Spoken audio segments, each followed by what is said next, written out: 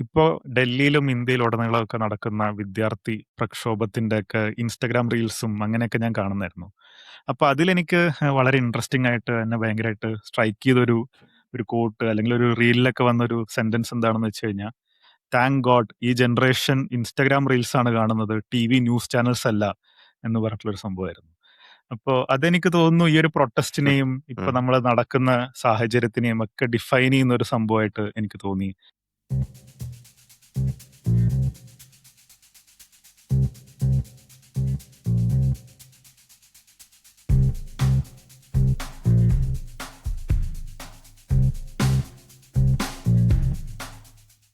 എല്ലാവർക്കും നമസ്കാരം. നയദൃഷ്ടി പോഡ്കാസ്റ്റിന്റെ മറ്റൊരു എപ്പിസോഡിലേക്ക് സ്വാഗതം. എൻ്റെ പേര് സോണൽ. എൻ്റെ കൂടെയുള്ളത് ആനന്ദ്. ഞങ്ങൾ രണ്ടുപേരും നയനീതി പോളിസി കളക്ട് എന്ന ഓർഗനൈസേഷന്റെ കോഫൗണ്ടേഴ്സ് ആണ്. കേരളത്തിലും ഇന്ത്യയിലും ഉള്ള പബ്ലിക് പോളിസിയായിട്ട് ബന്ധപ്പെട്ട വിഷയങ്ങളെ പറ്റി സംസാരിക്കുന്ന ഒരു പോഡ്കാസ്റ്റാണ് നയദൃഷ്ടി. സോ ഇന്നത്തെ എപ്പിസോഡിൽ ഇന്ന് ഞങ്ങളിത് റെക്കോർഡ് ചെയ്യുന്ന സമയത്തും ഈ ആഴ്ചയിലൊക്കെ ഇന്ത്യയിൽ ഒത്തിരിയധികം സ്റ്റുഡന്റ് പ്രൊട്ടസ്റ്റ് നടന്നുകൊണ്ടിരിക്കുകയാണ്. നീറ്റ് പേപ്പർ ലീക്കും മറ്റ് ഇഷ്യൂസും ഒക്കെ ആയിട്ട് ബന്ധപ്പെട്ടിട്ടുള്ള പ്രൊട്ടസ്റ്റ് നടക്കുകയാണ്. സോ പ്രൊട്ടസ്റ്റുകളെ പറ്റിയും അങ്ങനത്തെ കാര്യങ്ങളെ പറ്റിയൊക്കെ ഒന്ന് സംസാരിക്കാന്നാണ് ഞങ്ങൾ ഈ ഒരു എപ്പിസോഡിൽ വിചാരിക്കുന്നത്. അപ്പം നിങ്ങൾക്ക് പലർക്കും അറിയാവുന്ന പോലെ, അല്ലെങ്കിൽ നിങ്ങൾ പലരും പ്രൊട്ടസ്റ്റിലൊക്കെ പാർട്ടിസിപ്പേറ്റ് ചെയ്യുന്നവരും അതിന്റെ ന്യൂസ് കാണുന്നവരും ഫോളോ ചെയ്യുന്നവരൊക്കെ ആയിരിക്കും. നീറ്റിന്റെ എക്സാമിന്റെ പേപ്പർ ലീക്ക് കുറച്ചു കാലം മുമ്പ് നടന്നിരുന്നു. നീറ്റിന്റെ എക്സാം മാത്രമല്ല, CBSEയുടെ എക്സാമിന്റെ അകത്ത് കുറച്ച് ബുദ്ധിമുട്ടുകളുണ്ടായി. അങ്ങനെ പല എക്സാമിൽ പല പ്രശ്നങ്ങളും വന്നു.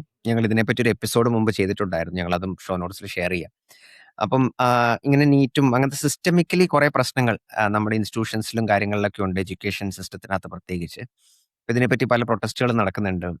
അപ്പം ഈ സമയത്ത് നമ്മുടെ ചീഫ് ജസ്റ്റിസ് ഓഫ് ഇന്ത്യ ഒരു കോക്രോച്ചുകളെ പറ്റി, ആക്ടിവിസ്റ്റുകളെ പറ്റി ഒരു സ്റ്റേറ്റ്മെന്റ് ഇറക്കി. സോ അതും ബന്ധപ്പെട്ട് അമേരിക്കയിൽ ഇരുന്ന ഒരു അഭിജിത്ത് ദീപ്കെ എന്ന വ്യക്തി ഒരു സറ്റാരിക്കൽ അക്കൗണ്ട് ഇൻസ്റ്റാഗ്രാമിലാണെന്ന് തോന്നുന്നു അങ്ങനെ തുടങ്ങി, കോക്രോച്ച് ജനതാ പാർട്ടി എന്ന് പറഞ്ഞു. അതിന് ഭയങ്കര ഫോളോവേഴ്സ് കിട്ടി. അതേസമയം ലഡാക്കിൽ നടക്കുന്ന ഒരു പ്രൊട്ടസ്റ്റിനകത്ത് നമുക്കെല്ലാം അറിയാവുന്ന സോനം വാങ്ചുക് ഒരു പ്രൊട്ടസ്റ്റ് അവിടെ ഫാസ്റ്റിംഗ് നടക്കുന്നുണ്ടായിരുന്നു. അപ്പൊ അദ്ദേഹത്തിന് മുകളിൽ കേസ് ചാർത്തപ്പെടുന്നു. അദ്ദേഹം ഈ പ്രൊട്ടസ്റ്റിന്റെ ഭാഗമാകുന്നു. അങ്ങനെ സ്റ്റുഡൻസിന്റെ പ്രൊട്ടസ്റ്റും അതിനകത്തൊരു സോനം വാങ്ചുക് ജോയിൻ ചെയ്യുന്നു. ഇപ്പൊ അതൊരു വലിയ പ്രൊട്ടസ്റ്റായി മാറി.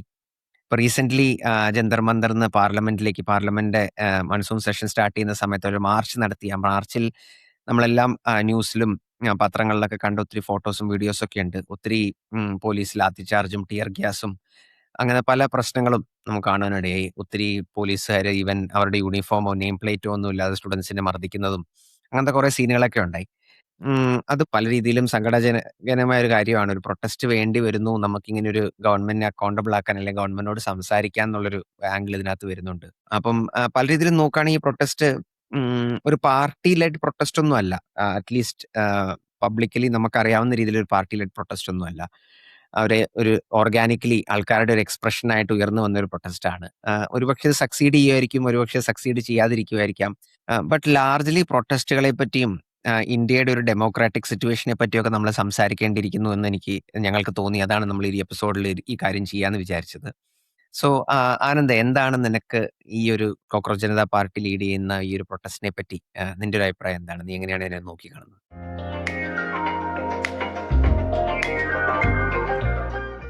എനിക്ക് തോന്നുന്നത് വളരെ ഏർലിയാണ് ഇതിനെ പറ്റിയിട്ട് കൃത്യമായിട്ടൊരു അനാലിസിസ് ഒക്കെ തരാൻ വേണ്ടിയിട്ട്. പക്ഷേ ഇപ്പോ ഉയർന്നു വരുന്ന കുറെ അധികം ഒരു പെർസ്പെക്റ്റീവ്സ് ഒക്കെ ഉണ്ടല്ലോ. ഇപ്പൊ നമ്മൾ നോക്കി കാണുമ്പോൾ നമുക്ക് ഫീൽ ചെയ്യുന്ന കുറച്ച് കാര്യങ്ങളൊക്കെ ഉണ്ട്.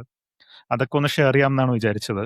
തുടക്കത്തിൽ തന്നെ ഇത് ഒരു ലീഡറും ഇല്ലാത്തൊരു പ്രൊട്ടസ്റ്റ് പോലെയാണ്. സോനിൽ ഇപ്പോ അഭിജിത്ത് ദീപ്കയുടെയും സോനം വാങ്ചുക്കിന്റെ ഒക്കെ കാര്യം പറഞ്ഞു. പക്ഷെ എനിക്ക് തോന്നുന്നത് ഇത് ഭയങ്കര സ്പോണ്ടേനിയസ്ലി ഉണ്ടാവുന്ന പ്രൊട്ടസ്റ്റ് ആണ്. പല സ്ഥലങ്ങളിലും രാജ്യത്തുടനീളം ഇത് ഇപ്പോൾ ഉണ്ടായി വരുന്നുണ്ട്. ഇത് ഇവോൾവ് ചെയ്യുന്നുണ്ട് ഡിഫറെന്റ് വഴിയിലെ കൂടെയൊക്കെ. അപ്പൊ ഇങ്ങനത്തെ പ്രൊട്ടസ്റ്റ് ഒക്കെ കൈവിട്ടു പോകാനുള്ള സിറ്റുവേഷനും വളരെ കൂടുതലാണ്. ഇത് ചിലപ്പോൾ വയലന്റ് ആയിട്ട് മാറാനും അങ്ങനെയൊക്കെയുള്ള സാഹചര്യമുണ്ട്. വയലന്റായി മാറിക്കഴിഞ്ഞാൽ ഇത് ഗവൺമെന്റ് പെട്ടെന്ന് തന്നെ അടിച്ചമർത്താനും ഒക്കെയുള്ള സാഹചര്യമുണ്ട്. അതേസമയം നമ്മൾ ചില പ്രൊട്ടസ്റ്റുകളൊക്കെ ശരിക്കും ഗവൺമെന്റിനെ ചാലഞ്ച് ചെയ്തിട്ട് ഗവൺമെന്റിനെ വീഴ്ത്തുന്നതൊക്കെ കണ്ടിട്ടുണ്ട് ഹിസ്റ്ററിയിൽ. ഇന്ത്യയിൽ തന്നെ എനിക്ക് തോന്നുന്നു recent India against corruption movement, Nirbhaya കേസിന് അഗെയിൻസ്റ്റ് ആയിട്ടുണ്ടായ മൂവ്മെന്റ്, ഇതൊക്കെയാണ് 2014 കോൺഗ്രസിന്റെ മന്ത്രിസഭ വീഴാനും BJPയുടെ ഒരു മന്ത്രിസഭ വരാനൊക്കെ കാരണമായതെന്ന് എനിക്ക് ഫീലിംഗ് ഉണ്ട്. അപ്പോൾ നമ്മൾക്കങ്ങനെ ഹിസ്റ്റോറിക്കലി പല എക്സാമ്പിൾസും ഉണ്ട് ഇങ്ങനത്തെ പ്രൊട്ടസ്റ്റ് ഇന്ത്യയിൽ നടന്നിട്ട് ഭരണമാറ്റമൊക്കെ ഉണ്ടായതൊക്കെ. അപ്പോൾ ഇത് ഉം. എങ്ങനെ മാറുന്നു, എങ്ങനെ ഇവോൾവ് ചെയ്യുന്നു എന്നൊക്കെ നോക്കിക്കാണേണ്ടതാണ്. ഇപ്പൊ നമുക്കത് കൃത്യമായിട്ട് അനലൈസ് ചെയ്യേണ്ട ഒരു സിറ്റുവേഷൻ ഇല്ല എന്നാണ് ഞാൻ ഫീൽ ചെയ്യുന്നത്. നമുക്ക് മുന്നോട്ടേക്ക് പോകുമ്പോൾ നോക്കാം. പക്ഷെ ചില കാര്യങ്ങൾ എനിക്ക് മുഴച്ചു നിൽക്കുന്നുണ്ട്, വളരെ ഇൻട്രസ്റ്റിംഗ് ആയിട്ട് തോന്നുന്നുണ്ട്. അതൊക്കെ ഉം. ഒന്ന് പറയാം. ഇത് പൊതുവെ ഞാൻ അഗെയിൻ ഒരു ഇൻസ്റ്റാഗ്രാം ഇതിലെന്തോ കണ്ടതാണ്. ഇത് ഇൻസ്റ്റാഗ്രാം ജനറേഷൻ വാട്സപ്പ് ജനറേഷനെ ചാലഞ്ച് ചെയ്യുന്നതാണ് ഈ ഒരു പ്രൊട്ടസ്റ്റിലൂടെ എന്നൊക്കെ പറഞ്ഞിട്ട് ഞാൻ കണ്ടു. അപ്പോ ഉം. എനിക്ക് തോന്നുന്നു സോണിലൊന്നും ഇൻസ്റ്റാഗ്രാം ഇല്ല. സോണിലൊക്കെ വാട്സപ്പ് ജനറേഷൻ ആണെന്ന് തോന്നുന്നുണ്ട്.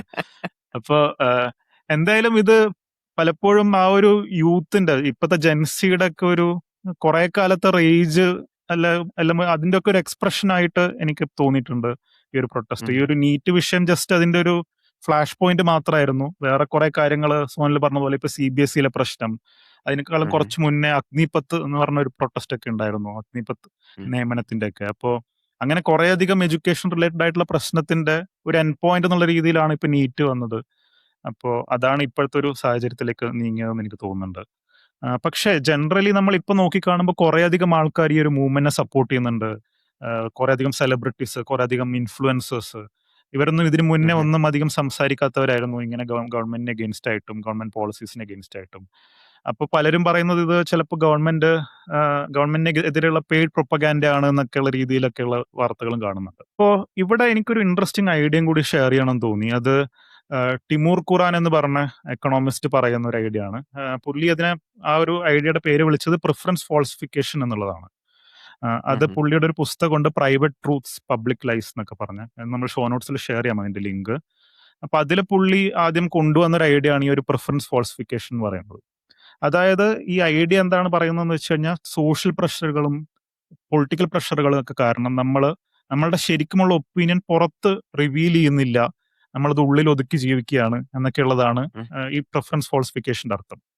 പുള്ളി അതിലെ ആ ബുക്കിന്റെ പേര് പോലെ തന്നെ പ്രൈവറ്റ് ആയിട്ട് നമ്മൾക്ക് പല സത്യങ്ങളും ഉണ്ട്, പക്ഷെ പുറത്തൊക്കെ നമ്മൾ കാണിക്കുന്നത്, പബ്ലിക്കലി കാണിക്കുന്നത് കള്ളങ്ങളാണ് എന്നുള്ളതാണ് അതിന്റെ അർത്ഥം.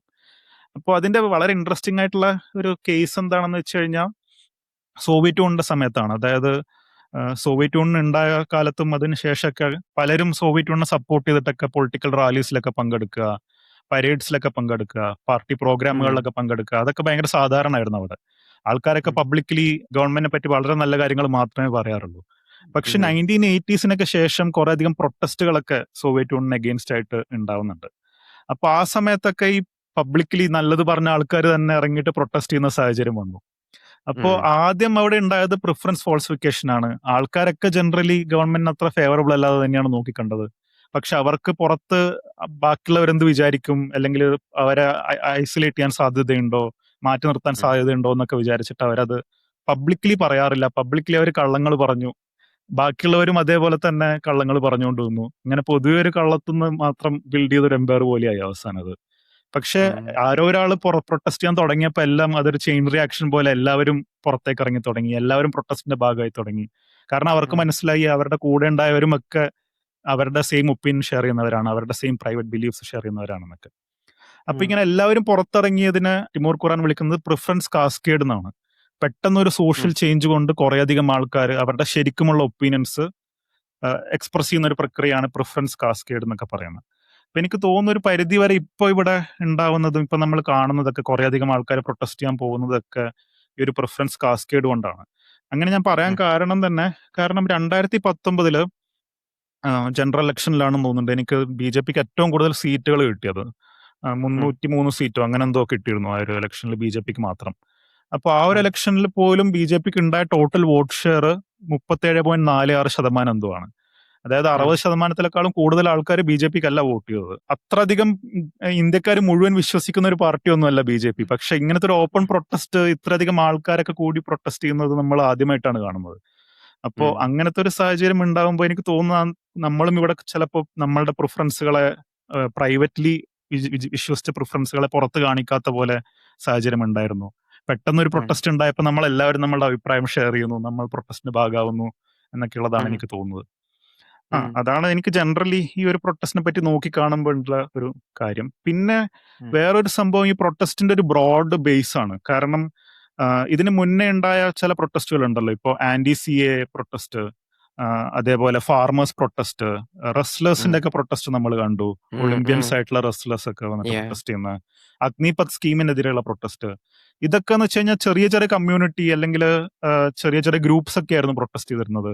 ഇതൊരു പാൻ ഉം. ഇന്ത്യ മൂവ്മെന്റ് പോലെ ഒന്നും ആയിട്ടുണ്ടായിരുന്നില്ല. പക്ഷെ ഇപ്പൊ ഉം. എനിക്ക് തോന്നുന്നു കുറെ അധികം ഒരു പാൻ ഇന്ത്യൻ ഫ്ലേവർ ഒക്കെ ഇതിന് വരുന്നുണ്ട്. ഇപ്പൊ ബാംഗ്ലൂരിൽ ഉം. പ്രൊട്ടസ്റ്റ് ഉണ്ടായിരുന്നു, തിരുവനന്തപുരത്ത് പ്രൊട്ടസ്റ്റ് ഉണ്ടായിരുന്നു എന്നൊക്കെ ഞാൻ കണ്ടു. അപ്പോ ഉം. ബോംബെയിൽ പ്രൊട്ടസ്റ്റ് ഉണ്ട്, പൂനെയിൽ പ്രൊട്ടസ്റ്റ് ഉണ്ട്. ഇന്ത്യയിൽ ഉടനീളം ഉള്ളൊരു മൂവ്മെന്റ് പോലെയൊക്കെ ആയി മാറുന്നതിന്റെ ഒരു തുടക്കം പോലെയോ അങ്ങനെയൊക്കെ എനിക്ക് ഫീൽ ചെയ്യുന്നുണ്ട്. ചിലപ്പോൾ യാ. അങ്ങനെ ആവണമെന്നൊന്നുമില്ല. പക്ഷെ ജനറലി നോക്കി കാണുമ്പോൾ ഒരു വലിയൊരു ബ്രോഡ് ബേസ് ഉണ്ട്. അപ്പൊ അതുകൊണ്ട് തന്നെ ഗവൺമെന്റിന് പെട്ടെന്ന് ഈ ഇവരൊക്കെ ആന്റി നാഷണൽ ആണെന്നോ അല്ലെങ്കിൽ ഇവരൊക്കെ പ്രൊപ്പഗാൻഡ അടിച്ചുവിടുന്നവരാണെന്നോ അങ്ങനെയൊക്കെ പറഞ്ഞിട്ട് പെട്ടെന്ന് ക്ലാം ഡൗൺ ചെയ്യാന്നൊക്കെ പറയുന്നത് കുറച്ച് ഡിഫിക്കൽട്ട് ടാസ്ക് ആയിരിക്കും ഇത്. കാരണം ഒരു ഗ്രൂപ്പിനെ ഐസൊലേറ്റ് ചെയ്യുക, വേറൊരു ഗ്രൂപ്പിനെ ഇവരുടെ അഗേൻസ്റ്റ് ആക്കുക, അങ്ങനെയൊന്നും ചിലപ്പോൾ ചെയ്യാൻ ഈസിലി പറ്റണം എന്നില്ല ഇപ്പോഴത്തെ ഒരു സാഹചര്യത്തിൽ. പിന്നെ ഉം. വേറൊരു ആർട്ടിക്കിൾ ഞാൻ റീസെന്റ് വായിക്കായിരുന്നു. അത് പറയുന്നത് ഇപ്പൊ ഡൽഹിയിലൊക്കെ സമരം ചെയ്തവരിൽ മെജോറിറ്റി ആൾക്കാരും ഹിന്ദി ഹാർട്ട്ലൻഡ് എന്നൊക്കെ വരുന്നവരാണ്. അപ്പോ ഉം. ബിജെപിയുടെ ഒരു മേജർ വോട്ട് ബേസ് ആണല്ലോ ഈ ഹിന്ദി ഹാർട്ട്ലൻഡ് എന്നൊക്കെ പറയുന്നത്. അപ്പോ ഉം. അവർക്കപ്പോ ഡയറക്ട്ലി ഇവരെ ആന്റി നാഷണൽ ആക്കിയിട്ടോ അല്ലെങ്കിൽ വേറെ എന്തെങ്കിലും പ്രശ്നം പറഞ്ഞിട്ടോ ഒക്കെ ഈ പ്രൊട്ടസ്റ്റ് അപ്പൊ അടിച്ചമർത്തുന്നത് കുറച്ച് ഡിഫിക്കൽട്ട് ആയിരിക്കും. എനിക്ക് തോന്നുന്നു തുടക്കത്തിൽ ഉം. തന്നെ ഗവൺമെന്റ് ഇത് ഒരു ഡിസ്കഷനിലേക്കൊക്കെ പോയിരുന്നെങ്കിൽ ചിലപ്പോൾ ഈ ഒരു വയലൻസ് ഒക്കെ ഒഴിവാക്കാൻ പറ്റുമായിരുന്നു എന്നുള്ളൊരു ഫീലിംഗ് എനിക്കുണ്ട്. ഇതൊക്കെയാണ് എനിക്ക് ഈ ഒരു പ്രൊട്ടസ്റ്റിന്റെ കാര്യത്തിൽ ഫീൽ ചെയ്തത്. നീ ഉം. Private lies and private truths and public ലൈസിന്റെ ആ എക്സാമ്പിൾ പറയുമ്പോൾ സോവിയറ്റ് യൂണിയന്റെ കാര്യം പറയുമ്പോൾ എനിക്കൊരു കാര്യം ഓർമ്മ വന്നത്, ഉം. ഈ സോവിയറ്റ് യൂണിയനിൽ ഫേമസ് ആയിട്ട് റൈറ്റർ ഉണ്ടായിരുന്നു, അലക്സാണ്ടർ സോൾഷനിസ്റ്റ് എന്ന് പറഞ്ഞിട്ട്. നമ്മൾ മുമ്പത്തെ എപ്പിസോഡുകളിൽ അദ്ദേഹത്തെ ഉം. പറഞ്ഞിട്ടുണ്ട്. പുള്ളി ഗുലാഗിലൊക്കെ കോൺസെൻട്രേഷൻ ക്യാമ്പിലൊക്കെ അടക്കപ്പെട്ടൊരു വ്യക്തിയാണ്. അപ്പം പുള്ളി പറയുമായിരുന്നു, ഈ സോവിയറ്റ് യൂണിയനിൽ തന്നെ, അപ്പൊ സോവിയറ്റ് യൂണിയനിലുള്ള ആ ജീവിതം, ആ കമ്മ്യൂണിസ്റ്റ് സോവിയറ്റ് യൂണിയനിലുള്ള ജീവിതം വളരെയധികം ബുദ്ധിമുട്ടായിരുന്നു എല്ലാവർക്കും, റൈറ്റ്? ഭയങ്കര ഉം. റിപ്രഷനും ഡിക്റ്റേറ്റർഷിപ്പും പ്രശ്നങ്ങളും ആയിരുന്നു എല്ലാവർക്കും, പട്ടിണിയും പരിവട്ടമായിരുന്നു എല്ലാവർക്കും. അപ്പം പുള്ളി പറഞ്ഞതെന്ന് പറഞ്ഞു കഴിഞ്ഞാൽ, സോവിയറ്റ് യൂണിയനിലുള്ള ജനങ്ങളുടെ കള്ളങ്ങളുടെ പുറത്താണ് ഈ ഒരു എംപയർ ഉണ്ടാക്കിയിരുന്നതെന്നാണ് പുള്ളി പറയുന്നത്, റൈറ്റ്? അപ്പം ഉം. എന്നിട്ട് പുള്ളിയുടെ ഒരു ബുക്കുണ്ട്, ഗുലാഗ് ആർക്കിപ്പെലഗോ എന്ന് പറഞ്ഞിട്ട്. ആ ബുക്കിൽ പുള്ളി ഇൻവെസ്റ്റിഗേറ്റ് ചെയ്യണമെന്ന് പറഞ്ഞാൽ ഞാൻ എന്ത് കള്ളമാണ് പറഞ്ഞത്, ഒരു മോറൽ ഇൻവെസ്റ്റിഗേഷൻ പോലെയാണ്. അപ്പം ധാർമ്മികമായിട്ട് പുള്ളിയുടെ ഹൃദയത്തിലോട്ട് നോക്കുകയാണ്, ഞാൻ എന്ത് കള്ളമാണ് പറഞ്ഞത് ഈ ഒരു എംപയർ ഇങ്ങനെ കെട്ടിപ്പടുക്കാൻ ഞാൻ എന്ത് കള്ളമാണ് അതിനകത്തോട്ട് കോൺട്രിബ്യൂട്ട് ചെയ്തത്. എന്നിട്ട് പുള്ളിയുടെ കള്ളങ്ങൾ പുള്ളി പറയാതിരിക്കാൻ ശ്രമിക്കുന്ന ഒരു എഴുത്താണ് ഈ ഗുലാഗ് ആർക്കിപ്പെലഗോ ഉം. എന്ന് പറഞ്ഞത്. അങ്ങനെ പുള്ളി പബ്ലിക്കലി സത്യം പറയാൻ തയ്യാറായപ്പോൾ അത് വലിയൊരു, നീ പറഞ്ഞ പോലെ ഒരു കാസ്കേഡിലേക്ക് നീങ്ങുകയും അത് ഭയങ്കര ഇൻഫ്ലുവൻഷ്യൽ ആകുകയും അത് പിന്നീട് സോവിയറ്റ് യൂണിയന്റെ വീഴ്ചയ്ക്ക് കാരണമായി തീരാൻ ഇടയായി. ബട്ട് എനിക്കത് പറഞ്ഞത് ഭയങ്കരമായിട്ട് സ്ട്രൈക്ക് ചെയ്തു. ഉം. ഇപ്പോഴും സ്റ്റുഡൻസിന്റെ ആ ധൈര്യത്തിന്റെയും പ്രൊട്ടസ്റ്റിന്റെയും ആ പുറത്ത് വന്നതിന്റെയും മേളില് അവരുടെ പുറത്ത് കയറി വെടിവെക്കുന്ന കുറെ ആൾക്കാരുണ്ട്, ഉം. റൈറ്റ്? അവരുടെ ഉം. കുറെ സെലിബ്രിറ്റീസും ആൾക്കാരൊക്കെ ഉം. അതിന്റെ ചുക്കാൻ പിടിച്ച് അവരും സത്യം പറയുന്നുണ്ട്. അപ്പം എല്ലാവരും ബി ജെ പി ഗവൺമെന്റിന്റെ ഒരു ഇൻവിൻസിബിലിറ്റി, അവരെ തോൽപ്പിക്കാൻ കഴിയില്ല എന്നൊരു തോന്നൽ പലപ്പോഴും പല രീതിയിലും നോക്കുകയാണെങ്കിൽ ആ ഒരു ലൈസിന്റെ പുറത്തുള്ള ഒരു സംഭവമായിരിക്കാൻ സാധ്യതയുണ്ട്. നീ അതിന് ഉപയോഗിച്ച ടേം എന്തായിരുന്നു? പ്രിഫറൻസ് ഫാൾസിഫിക്കേഷൻ ആയിരിക്കാൻ സാധ്യതയുണ്ട്. ഉം. അതെപ്പം വേണമെങ്കിലും ഒരു കാസ്കേഡിലോട്ട് മാറാൻ സാധ്യതയുണ്ടെന്നുള്ള സംഭവം എനിക്ക് ഇഷ്ടപ്പെട്ടു. ബട്ട് എനിവേ, ഉം. പക്ഷെ അതിനകത്ത് എനിക്ക് തോന്നിയ വേറൊരു കാര്യം, ജനറലി ഇപ്പം പല രീതിയിൽ നോക്കുകയാണെങ്കിൽ ഇപ്പൊ ഇന്ത്യ പ്രൊട്ടസ്റ്റുകളുടെ പുറത്ത് കെട്ടിപ്പടുക്കപ്പെട്ട ഒരു രാജ്യമാണ്, റൈറ്റ്? ഉം. നമ്മളൊരു ഇന്ത്യന്റെ ഫ്രീഡം സ്ട്രഗിളും നമ്മുടെ ഫാദർ ഓഫ് ദ നേഷൻ ആയിട്ട് നമ്മൾ കാണുന്ന ഗാന്ധിയാണ്. ഗാന്ധി പ്രൊട്ടസ്റ്റുകൾ ചെയ്ത് ഗാന്ധിയായി മാറിയ ഒരു വ്യക്തിയാണ്, റൈറ്റ്? നമ്മുടെ പ്രീവിയസ് ലീഡേഴ്സ് എല്ലാം, ഈവൻ ഇപ്പോഴത്തെ ലീഡേഴ്സും, ഈവൻ ധർമ്മേന്ദ്ര പ്രധാനെ പറ്റി ഞാൻ റീസെന്റ് വായിക്കുന്നു, അദ്ദേഹവും ഇതുപോലത്തെ ഒരു സ്റ്റുഡന്റ് ഉം. പ്രൊട്ടസ്റ്റ് നിന്നാണ് ഒരു ലീഡറായി മാറിയത് എന്നുള്ളത്, റൈറ്റ്? ഉം. ഇപ്പൊ നെഹ്റു ആണെങ്കിലും ഈവൻ മോദി ആണെങ്കിലും എല്ലാവരും പ്രൊട്ടസ്റ്റിന്റെ പുറത്തുനിന്ന് വന്നിട്ടുള്ള ലീഡേഴ്സ് ആണ്. അങ്ങനെ ഒരു പ്രൊട്ടസ്റ്റിന്റെ പുറത്ത് വളർന്നു വന്ന ഒരു രാജ്യത്തിൽ ഇന്ന് പ്രൊട്ടസ്റ്റ് ചെയ്യാൻ ഭയങ്കര ബുദ്ധിമുട്ടാണ് ഉം. എന്നുള്ളതാണ് ഒന്നാമത്തെ പ്രശ്നം. പ്രൊട്ടസ്റ്റ് ചെയ്യാൻ പെർമിഷൻ വേണം, അത് വേണം. റീസെന്റ് അഹമ്മദാബാദിൽ കുറെ സ്റ്റുഡൻസിനെ പ്രൊട്ടസ്റ്റ് ചെയ്തതിന്റെ പേരിൽ ജയിലിലടച്ചു, ഈ CJP പ്രൊട്ടസ്റ്റിന്റെ ഭാഗമായിട്ട്. അതൊരു കാര്യം. രണ്ടാമത്തെ ഒരു കാര്യം, പ്രൊട്ടസ്റ്റ് അല്ലാതെ വേറെ വഴിയില്ല എന്ന് പലർക്കും തോന്നുകയാണ്, റൈറ്റ്? ഇപ്പം വോട്ടിങ്ങിലൂടെയോ മറ്റു രീതികളിലൂടെയൊന്നും ഗവൺമെന്റിനെ ഇൻഫ്ലുവൻസ് ചെയ്യാൻ പറ്റുന്നില്ല എന്നൊരു ഒരു ഉം. തോന്നലും കൂടെ ആൾക്കാർക്ക് വരികയാണ്. അപ്പൊ ഒരു അൺഡെമോക്രാറ്റിക് രീതിയിലേക്ക് ഇന്ത്യ മാറുന്നുണ്ടോ എന്നൊരു ചോദ്യവും ഇതിനകത്തില്ലേ? അപ്പം അതിനെപ്പറ്റി എന്താണ് ആനന്ദിന്റെ അഭിപ്രായം?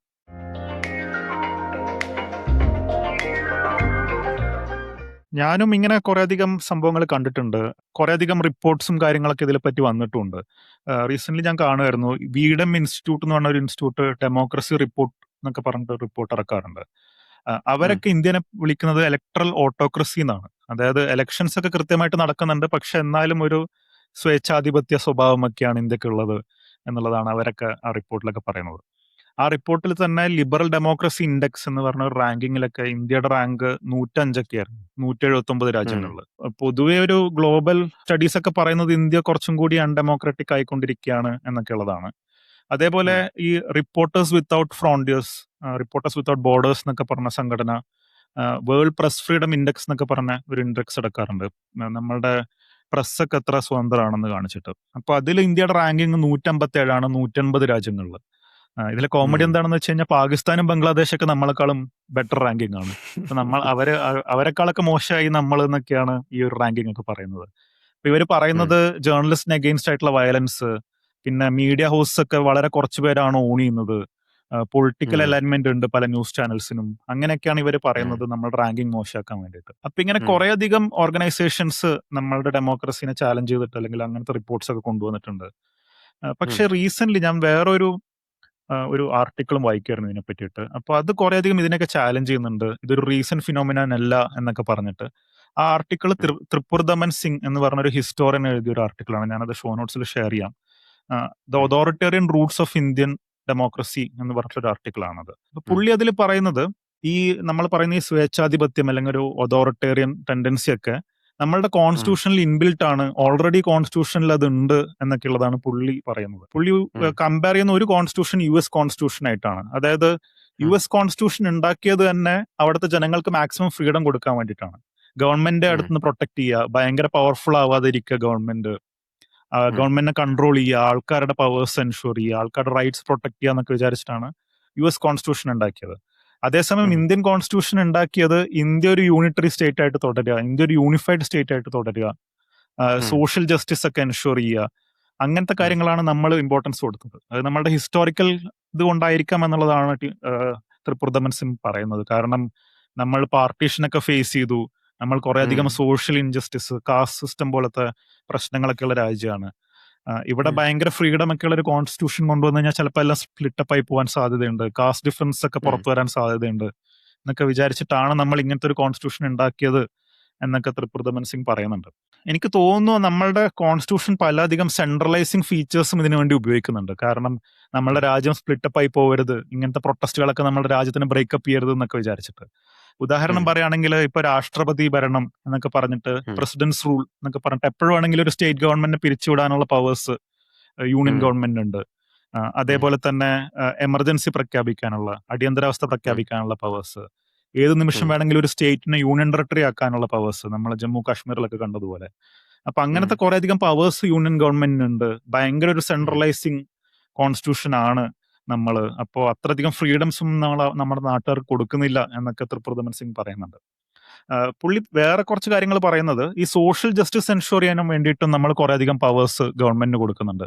അതായത് ഇപ്പൊ എക്കണോമിക്കലി റിസോഴ്സ് ഒക്കെ ഡിവൈഡ് ചെയ്യുക, അതിന് വേണ്ടിയിട്ട് ഇപ്പൊ ലാൻഡിന്റെ റൈറ്റ്സ് ഒന്നും ആൾക്കാർക്കില്ല. എപ്പോ വേണമെങ്കിലും ഗവൺമെന്റ് ലാൻഡ് കൊണ്ടുപോകാൻ പറ്റും ആൾക്കാരുടെ, അത് റീഡിസ്ട്രിബ്യൂട്ട് ചെയ്യാൻ പറ്റും, ഡെവലപ്മെന്റ് പ്രൊജക്ട്സിന് വേണ്ടി ഉപയോഗിക്കാൻ പറ്റും. അപ്പൊ റൈറ്റ് ടു പ്രോപ്പർട്ടി ഒന്നും നമ്മൾ ആർക്കും കൊടുത്തിട്ടില്ല ഇന്ത്യൻ കോൺസ്റ്റിറ്റ്യൂഷൻ. അപ്പൊ അങ്ങനത്തെ കുറെ കാര്യങ്ങളും പറയുന്നുണ്ട്. അതേപോലെ വളരെ വലിയൊരു ബ്യൂറോക്രാറ്റിക് സിസ്റ്റമാണ്, ഭയങ്കര പോലീസ് സ്റ്റേറ്റ് പോലെയൊക്കെയാണ് ഇന്ത്യ ഉള്ളത്. അത് ഈ കാസ്റ്റിന്റെ പവർ ഗ്രൂപ്പ്സിനൊക്കെ ഡിസ്മാൻഡിൽ ചെയ്യാൻ വേണ്ടിയിട്ടും അങ്ങനെയൊക്കെയാണ്. കാരണം നിങ്ങൾക്ക് അറിയാൻ തോന്നുന്നുണ്ട്, ഈ നോർത്തിലൊക്കെ ഖാപ് പഞ്ചായത്ത് എന്നൊക്കെ പറഞ്ഞിട്ടുള്ള പഞ്ചായത്തുകളുണ്ട്, ലോക്കൽ കാസ്റ്റ് ഗ്രൂപ്പ് ഒക്കെ ലീഡ് ചെയ്യുന്ന പോലെയൊക്കെയുള്ള. അപ്പോൾ അങ്ങനത്തെ സംഭവങ്ങളൊക്കെ അടിച്ചമർത്തണം എന്നുണ്ടെങ്കിൽ ഭയങ്കര സ്ട്രോങ് ആയിട്ടുള്ള പോലീസ് സ്റ്റേറ്റിനും അല്ലെങ്കിൽ ഒരു ബ്യൂറോക്രാറ്റിക് സ്റ്റേറ്റിനും മാത്രമേ പറ്റുള്ളൂ. അപ്പോൾ ആൾക്കാരുടെ ഫ്രീഡംസ് മാക്സിമം നെഗ്ലിജിബിൾ ആയിട്ട് കാണുക, അല്ലെങ്കിൽ ആൾക്കാരുടെ ഫ്രീഡംസിന് അത്ര ഇമ്പോർട്ടൻസ് കൊടുക്കാത്ത ഒരു കോൺസ്റ്റിറ്റ്യൂഷൻ ആണ് നമ്മളുടെ എന്നൊക്കെയുള്ളതാണ് ത്രിപുർദമൻ സിംഗ് ജനറലി പറയുന്നത്. പുള്ളി ഇൻട്രസ്റ്റിംഗ്ലി ഒരു സോംനാഥ് ലഹരി എന്ന് പറഞ്ഞ ഒരു കമ്മ്യൂണിസ്റ്റ് ലീഡറിന്റെ ഒരു കോട്ടും പറയുന്നുണ്ട്. ഈ സോംനാഥ് ലഹരി എനിക്ക് തോന്നുന്നു കോൺസ്റ്റിറ്റ്യൂന്റ് അസംബ്ലിയിലൊക്കെ ഉള്ള മെമ്പർ ആയിരുന്നു. അതായത് കോൺസ്റ്റിറ്റ്യൂഷൻ ഒക്കെ എഴുതുമ്പോൾ ആ ഡിസ്കഷനിലൊക്കെ പാർട്ടായ ആളായിരുന്നു. അദ്ദേഹം പറഞ്ഞത് നമ്മളുടെ കോൺസ്റ്റിറ്റ്യൂഷനും നമ്മളുടെ ഫണ്ടമെന്റൽ റൈറ്റ്സ് ഒക്കെ ഒരു പോലീസ് കോൺസ്റ്റബിൾ നോക്കിക്കാണുന്നത് പോലെയാണ് നമ്മൾ എഴുതിയിട്ടുള്ളത്. എങ്ങനെയൊക്കെയാണ് സ്റ്റേറ്റിന് കൂടുതൽ പവേഴ്സ് ഉണ്ടാക്കാൻ പറ്റുക, ആൾക്കാരുടെ ഫ്രീഡം കൺട്രോൾ ചെയ്തിട്ട് എന്തൊക്കെയാണ് ലൂപ്പ് ഹോൾസ് ഉള്ളത് സ്റ്റേറ്റിന് പവർ ഉണ്ടാക്കാൻ വേണ്ടിയിട്ട് എന്നൊക്കെയുള്ള രീതിയിൽ പുള്ളി ആക്ച്വലി പറഞ്ഞത്. ആ സമയത്ത് കോൺഗ്രസ് ഗവൺമെന്റിനെ ക്രിട്ടിസൈസ് ചെയ്തത്, ബ്രിട്ടീഷ് ഗവൺമെന്റിനെക്കാളും കൂടുതൽ പവേഴ്സ് ആണ് നിങ്ങൾ ഇപ്പൊ നോക്കുന്നത്, ബ്രിട്ടീഷ് ഗവൺമെന്റിന് പോലും ഇത്ര പവേഴ്സ് വേണമെന്ന് ആഗ്രഹം ഉണ്ടായിട്ടില്ല എന്നൊക്കെയാണ് പറഞ്ഞത്. അപ്പൊ എനിക്ക് തോന്നുന്നു ഈ സംഭവങ്ങളൊക്കെ പെട്ടെന്ന് ഉണ്ടായതല്ല, ഇത് നമ്മുടെ കോൺസ്റ്റിറ്റ്യൂഷനിൽ തന്നെ ഇൻബിൽട്ട് ആയിട്ടുള്ള കുറെ പവേഴ്സ് ആയിരുന്നു. ഇത് വളരെ മോശം രീതിയിലൊക്കെ ആ സമയത്ത് ഉപയോഗിക്കണമെന്നൊന്നും വിചാരിച്ചിട്ടുണ്ടാക്കിയതായിരിക്കില്ല. എനിക്ക് ഉം, തോന്നുന്നു ആ സമയത്ത് ഈ പല പ്രശ്നങ്ങളും ഇന്ത്യ ഫേസ് ചെയ്ത സാഹചര്യത്തിൽ ഉണ്ടാക്കിയതായിരിക്കും. പക്ഷെ അതിനൊക്കെ ഉം, മോശം രീതിയിൽ ഉപയോഗിക്കാം എന്നൊക്കെയാണ് നമ്മളിപ്പോ കാണുന്നത്. എനിക്ക് തോന്നുന്നു ഇതിന് മുന്നേ അടിയന്തരാവസ്ഥയിൽ നമ്മളത് കണ്ടു. മുന്നേ നോക്കിക്കഴിഞ്ഞാൽ ഹിസ്റ്ററിയിൽ കുറെ അധികം ഗവൺമെന്റ്സ് ഈ പവേഴ്സിനെ മിസ്യൂസ് ചെയ്തിട്ടുണ്ട് അവരുടെ ഉം, താല്പര്യങ്ങൾക്ക് വേണ്ടിയിട്ട്. അപ്പോൾ ഇതൊക്കെ ഉം, ഇൻബിൽട്ട് ആണ് നമ്മളുടെ കോൺസ്റ്റിറ്റ്യൂഷനിൽ എന്നുള്ളതാണ് ത്രിപുരദമൻ സിംഗ് ഈ ഒരു ആർട്ടിക്കിൾ പറയുന്നത്. ഉം, അപ്പൊ ഇങ്ങനത്തെ ഒരു ഇംബാലൻസ് ഓഫ് പവർ, ഗവൺമെന്റിന് ഭയങ്കര അധികം പവേഴ്സ് ഉണ്ട് ആൾക്കാരുടെ ഉം, മുകളിൽ, ആൾക്കാർക്ക് അത്രയധികം റൈറ്റ്സും ഫ്രീഡംസും ഒന്നും ഇല്ല എന്നുള്ളൊരു സാഹചര്യത്തിൽ ഉം, പ്രൊട്ടസ്റ്റ് ആണ് ആകെപ്പാടുള്ള ഒരു വഴി നമ്മൾക്ക് ഗവൺമെന്റ് ആയിട്ട് കമ്മ്യൂണിക്കേറ്റ് ചെയ്യാൻ വേണ്ടിയിട്ട്. അപ്പൊ ഉം, അതുകൊണ്ടാണ് തോന്നുന്നത് നമ്മൾ ഇന്ത്യയിൽ ഇങ്ങനെ ഒരു കോൺസ്റ്റന്റ് സ്ട്രഗിൾ കാണുന്നത്. ഭയങ്കര അടിച്ചമർത്തുന്ന ഒരു ഗവൺമെന്റ് വരുന്നു, ഒരു പ്രൊട്ടസ്റ്റ് വരുന്നു. അങ്ങനത്തെ ഒരു ഉം, ഒരു സൈക്കിൾ പോലെ നമ്മൾക്ക് കാണാൻ പറ്റും. കുറെ അധികം ഹിസ്റ്ററിയും ഒക്കെ അതിനെ കാണിക്കുന്നുണ്ട്. ഉം, അപ്പൊ എനിക്ക് തോന്നുന്നു പ്രൊട്ടസ്റ്റ് പലപ്പോഴും നമ്മളുടെ പബ്ലിക് അവരുടെ അഭിപ്രായം പറയുന്ന ഒരു മാധ്യമമായിട്ടും കാണുന്നുണ്ട്. അവരുടെ ഒപ്പീനിയൻ ഷെയർ ചെയ്യുന്നത് ഗവൺമെന്റ് അങ്ങനെ ഉം, കേൾക്കുള്ളൂ എന്നുള്ളൊരു സാഹചര്യവും ഉണ്ടായിട്ടുണ്ട് ഉം, അതുകൊണ്ട് എന്നുള്ളതാണ് എനിക്ക് ഉം. ഫീൽ ചെയ്യുന്നത്. ഇത് നീ പറഞ്ഞത് ഞാൻ ചിന്തിക്കുമ്പോ നമ്മള് മുമ്പ് ഒരു എപ്പിസോഡിലും പറഞ്ഞു. എനിക്ക് തോന്നുന്നു ഹയക്കിന്റെ എപ്പിസോഡിലാന്ന് തോന്നുന്നു. നമ്മള് സംസാരിച്ചപ്പോൾ നമ്മള് പറഞ്ഞിട്ടുണ്ടായിരുന്നു. ഈ ഈവൻ PMLA-യും UAPA-യും അങ്ങനെ പല ലോസും കോൺഗ്രസ് ഉം, ഗവൺമെന്റ്സ് മുമ്പ് കൊണ്ടുവന്നതാണ്. മോദി നല്ല അടിപൊളിയായിട്ട് അത് യൂസ് ചെയ്യുന്നു. അല്ലെങ്കിൽ ഇപ്പത്തെ ഉം, BJP ഗവൺമെന്റ് അടിപൊളിയായിട്ട് യൂസ് ചെയ്യുന്നു എന്നുള്ള വ്യത്യാസമാണുള്ളത്. റൈറ്റ്? പല റൂൾസും മുമ്പുണ്ടായിരുന്നതാണ്. ഉം, അപ്പൊ നമ്മള് ബേസിക്കലി പല ഗവൺമെന്റ്സ് ആയിട്ടൊരു നെഹ്റു മുതൽ ഉണ്ടാക്കിയിട്ടുള്ള വടി എല്ലാവരും ഉപയോഗിച്ച് ഉം, ഉപയോഗിച്ച് ഉപയോഗിച്ച് ആൾക്കാരെ അടിച്ചടിച്ചടിച്ച് കൂടി എന്നുള്ള സംഭവം മാത്രമേ ഉം, ഉള്ളൂ. വടി പണ്ടേ ഉണ്ടായിരുന്നു. So yeah. യാ ഇതൊരു പെട്ടെന്നൊരു റൂളർ അതോറിറ്റേറിയൻ ആയതാണെന്ന് എനിക്ക് തോന്നുന്നില്ല. ആ ഒരു അതോറിറ്റേറിയൻ ടെൻഡൻസി നമ്മളിങ്ങനെ ഗ്രോ ചെയ്ത് വന്നു.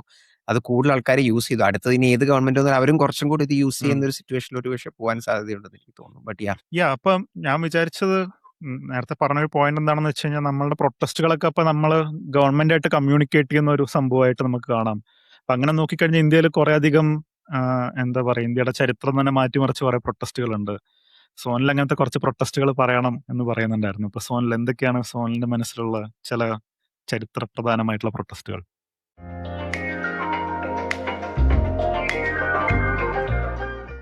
അപ്പം നമ്മൾ നേരത്തെ പറഞ്ഞല്ലോ, ഇന്ത്യ എന്ന് പറഞ്ഞൊരു രാജ്യം നമ്മൾ ഉണ്ടാക്കിയിരിക്കുന്നത് തന്നെ നമ്മളുണ്ടായത് തന്നെ പ്രൊട്ടസ്റ്റുകളുടെ പുറത്താണ് നമ്മളൊരു രാജ്യം ഉണ്ടായത്. ഉം, നമ്മുടെ എല്ലാ മെയിൻ ലീഡേഴ്സും പ്രൊട്ടസ്റ്റിന് ഉരുത്തിരിഞ്ഞു വന്ന ലീഡേഴ്സാണ്. ആൻഡ് പല മോണുമെന്റൽ സംഭവങ്ങളും കാര്യങ്ങളും ഇന്ത്യയിൽ സംഭവിച്ചുള്ള പ്രൊട്ടസ്റ്റ് മുകളിലാണ്. സോ ഇപ്പത്തെ ഈ ഒരു ഇമ്പോർട്ടന്റ് ആയിട്ടൊരു പ്രൊട്ടസ്റ്റ് നടക്കുന്ന കോണ്ടെക്സ്റ്റിൽ 1, 2, 3 പ്രൊട്ടസ്റ്റുകൾ നമ്മുടെ ഹിസ്റ്ററിയിൽ ഇൻഡിപെൻഡന്റ് ഹിസ്റ്ററിയിൽ ഉണ്ടായിട്ടുള്ള ഒരു 3 പ്രൊട്ടസ്റ്റുകൾ ജസ്റ്റ് നോക്കാം. അതിനകത്ത് കോമൺ എലമെന്റ്സും കാര്യങ്ങളൊക്കെ നമ്മുടെ ഇപ്പോഴത്തെ പ്രൊട്ടസ്റ്റുമായിട്ട് എങ്ങനെ ആ, കണക്ട് ചെയ്യാൻ ചെയ്യുന്നില്ല. അത് കേൾക്കുന്നവർക്കും അവർക്ക് ചിന്തിക്കാം. പക്ഷേ അതിന്റെ കോമൺ ആയിട്ടുള്ള കുറച്ച് കാര്യങ്ങൾ നോക്കാം എന്നാണ് ഞാൻ വിചാരിച്ചത്. സോ ഉം, ആദ്യമായിട്ട് എനിക്ക് പറയാനുള്ളത് ഇന്ത്യയിൽ 1950s 60s സമയത്ത് നടന്നിട്ടുണ്ടായിരുന്ന നമ്മുടെ ഒരു ലിംഗ്വിസ്റ്റിക് മൂവ്മെന്റ് ആണ്. റൈറ്റ്? ഉം, അതായത് ഭാഷപരമായിട്ടുള്ള ഒരു ഒരു ഒരു പ്രൊട്ടസ്റ്റ് ആ സമയത്ത് നടന്നിട്ടുണ്ടായിരുന്നു. അപ്പം നമ്മൾ നോക്കുകയാണെങ്കിൽ ഇന്ത്യ രാജ്യം ഫോം ചെയ്ത സമയത്ത് ഇന്ത്യ കുറെ രീതിയിലൊരു വിരോധാഭാസമാണ്. റൈറ്റ്? പല രാജ്യങ്ങൾക്കും മിക്കവാറും രാജ്യങ്ങൾ ലോകത്ത് നമ്മൾ എടുക്കുകയാണെങ്കിൽ അവർക്കൊരു യൂണിഫൈഡ് ആയിട്ടുള്ള ഒരു ലാംഗ്വേജ് ഉണ്ടാവും. അല്ലെങ്കിൽ ഒരു ഉം, കൾച്ചർ ഉണ്ടാവും. ഇന്ത്യ പല രാജ്യങ്ങൾ കൂടിയിട്ടുള്ള ഒരു രാജ്യമാണ്. ഓരോ സ്റ്റേറ്റിനും ഓരോ ലാംഗ്വേജ് ആണ്. ഓരോ സ്റ്റേറ്റിനും ഓരോ ഭക്ഷണമാണ്, കൾച്ചറാണ്, ഡ്രസ്സിംഗ് ആണ്, റിലീജിയൻ ആണ്. ആഹ് പല സിസ്റ്റംസ് ആണ്.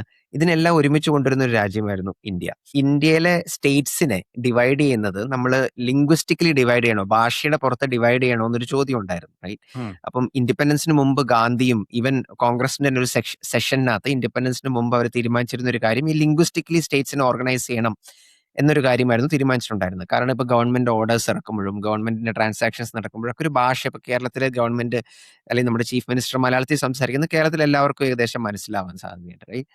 അപ്പൊ പക്ഷേ ഇപ്പൊ കേരളത്തിന്റെ ഭാഗമായിട്ട് തമിഴ്നാടും ഉണ്ടായിരുന്നെങ്കിൽ നമ്മുടെ ചീഫ് മിനിസ്റ്റർ മലയാളത്തിൽ സംസാരിച്ചാൽ പലർക്കും മനസ്സിലാവില്ല. ഇങ്ങനത്തെ പ്രശ്നങ്ങളൊക്കെ ഉണ്ടാവാൻ സാധ്യതയുണ്ട്. ഉം, ഗവൺമെന്റ് ഓർഡേഴ്സിന്റെ ലാംഗ്വേജ് പ്രശ്നം വരാൻ സാധ്യതയുണ്ട്. സോ ലിംഗ്വിസ്റ്റിക്കലി സ്റ്റേറ്റ്സിനെ ഡിവൈഡ് ചെയ്യണം എന്നായിരുന്നു. ലിംഗ്വിസ്റ്റിക്കലി എന്ന് പറയുമ്പോൾ ഭാഷാപരമായി ഡിവൈഡ് ചെയ്യണം എന്നായിരുന്നു ഉണ്ടായിരുന്നത്. പക്ഷേ നമ്മുടെ ഇൻഡിപെൻഡൻസിന്റെ സമയത്തുണ്ടായ കുറച്ച് ഇൻസിഡൻസ്, റൈറ്റ്, പാർട്ടീഷനും അങ്ങനത്തെ പ്രശ്നങ്ങളൊക്കെ വന്നപ്പോ ലിംഗ്വിസ്റ്റിക്കലി ഡിവൈഡ് ചെയ്ത് കഴിഞ്ഞു കഴിഞ്ഞാൽ പലരും അവരുടേതായ രാജ്യം വേണമെന്നൊക്കെ പറഞ്ഞിട്ടുള്ള പ്രൊട്ടസ്റ്റുകളൊക്കെ നടത്തി ഇന്ത്യ ചിന്നിച്ചിതറി പോവുമോ എന്നൊരു ഉം, പേടിയുടെ മുകളിലായിരിക്കണം അങ്ങനെ ഒരു ലിംഗ്വിസ്റ്റിക് ഓർഗനൈസേഷൻ നടന്നില്ല പെട്ടെന്ന്.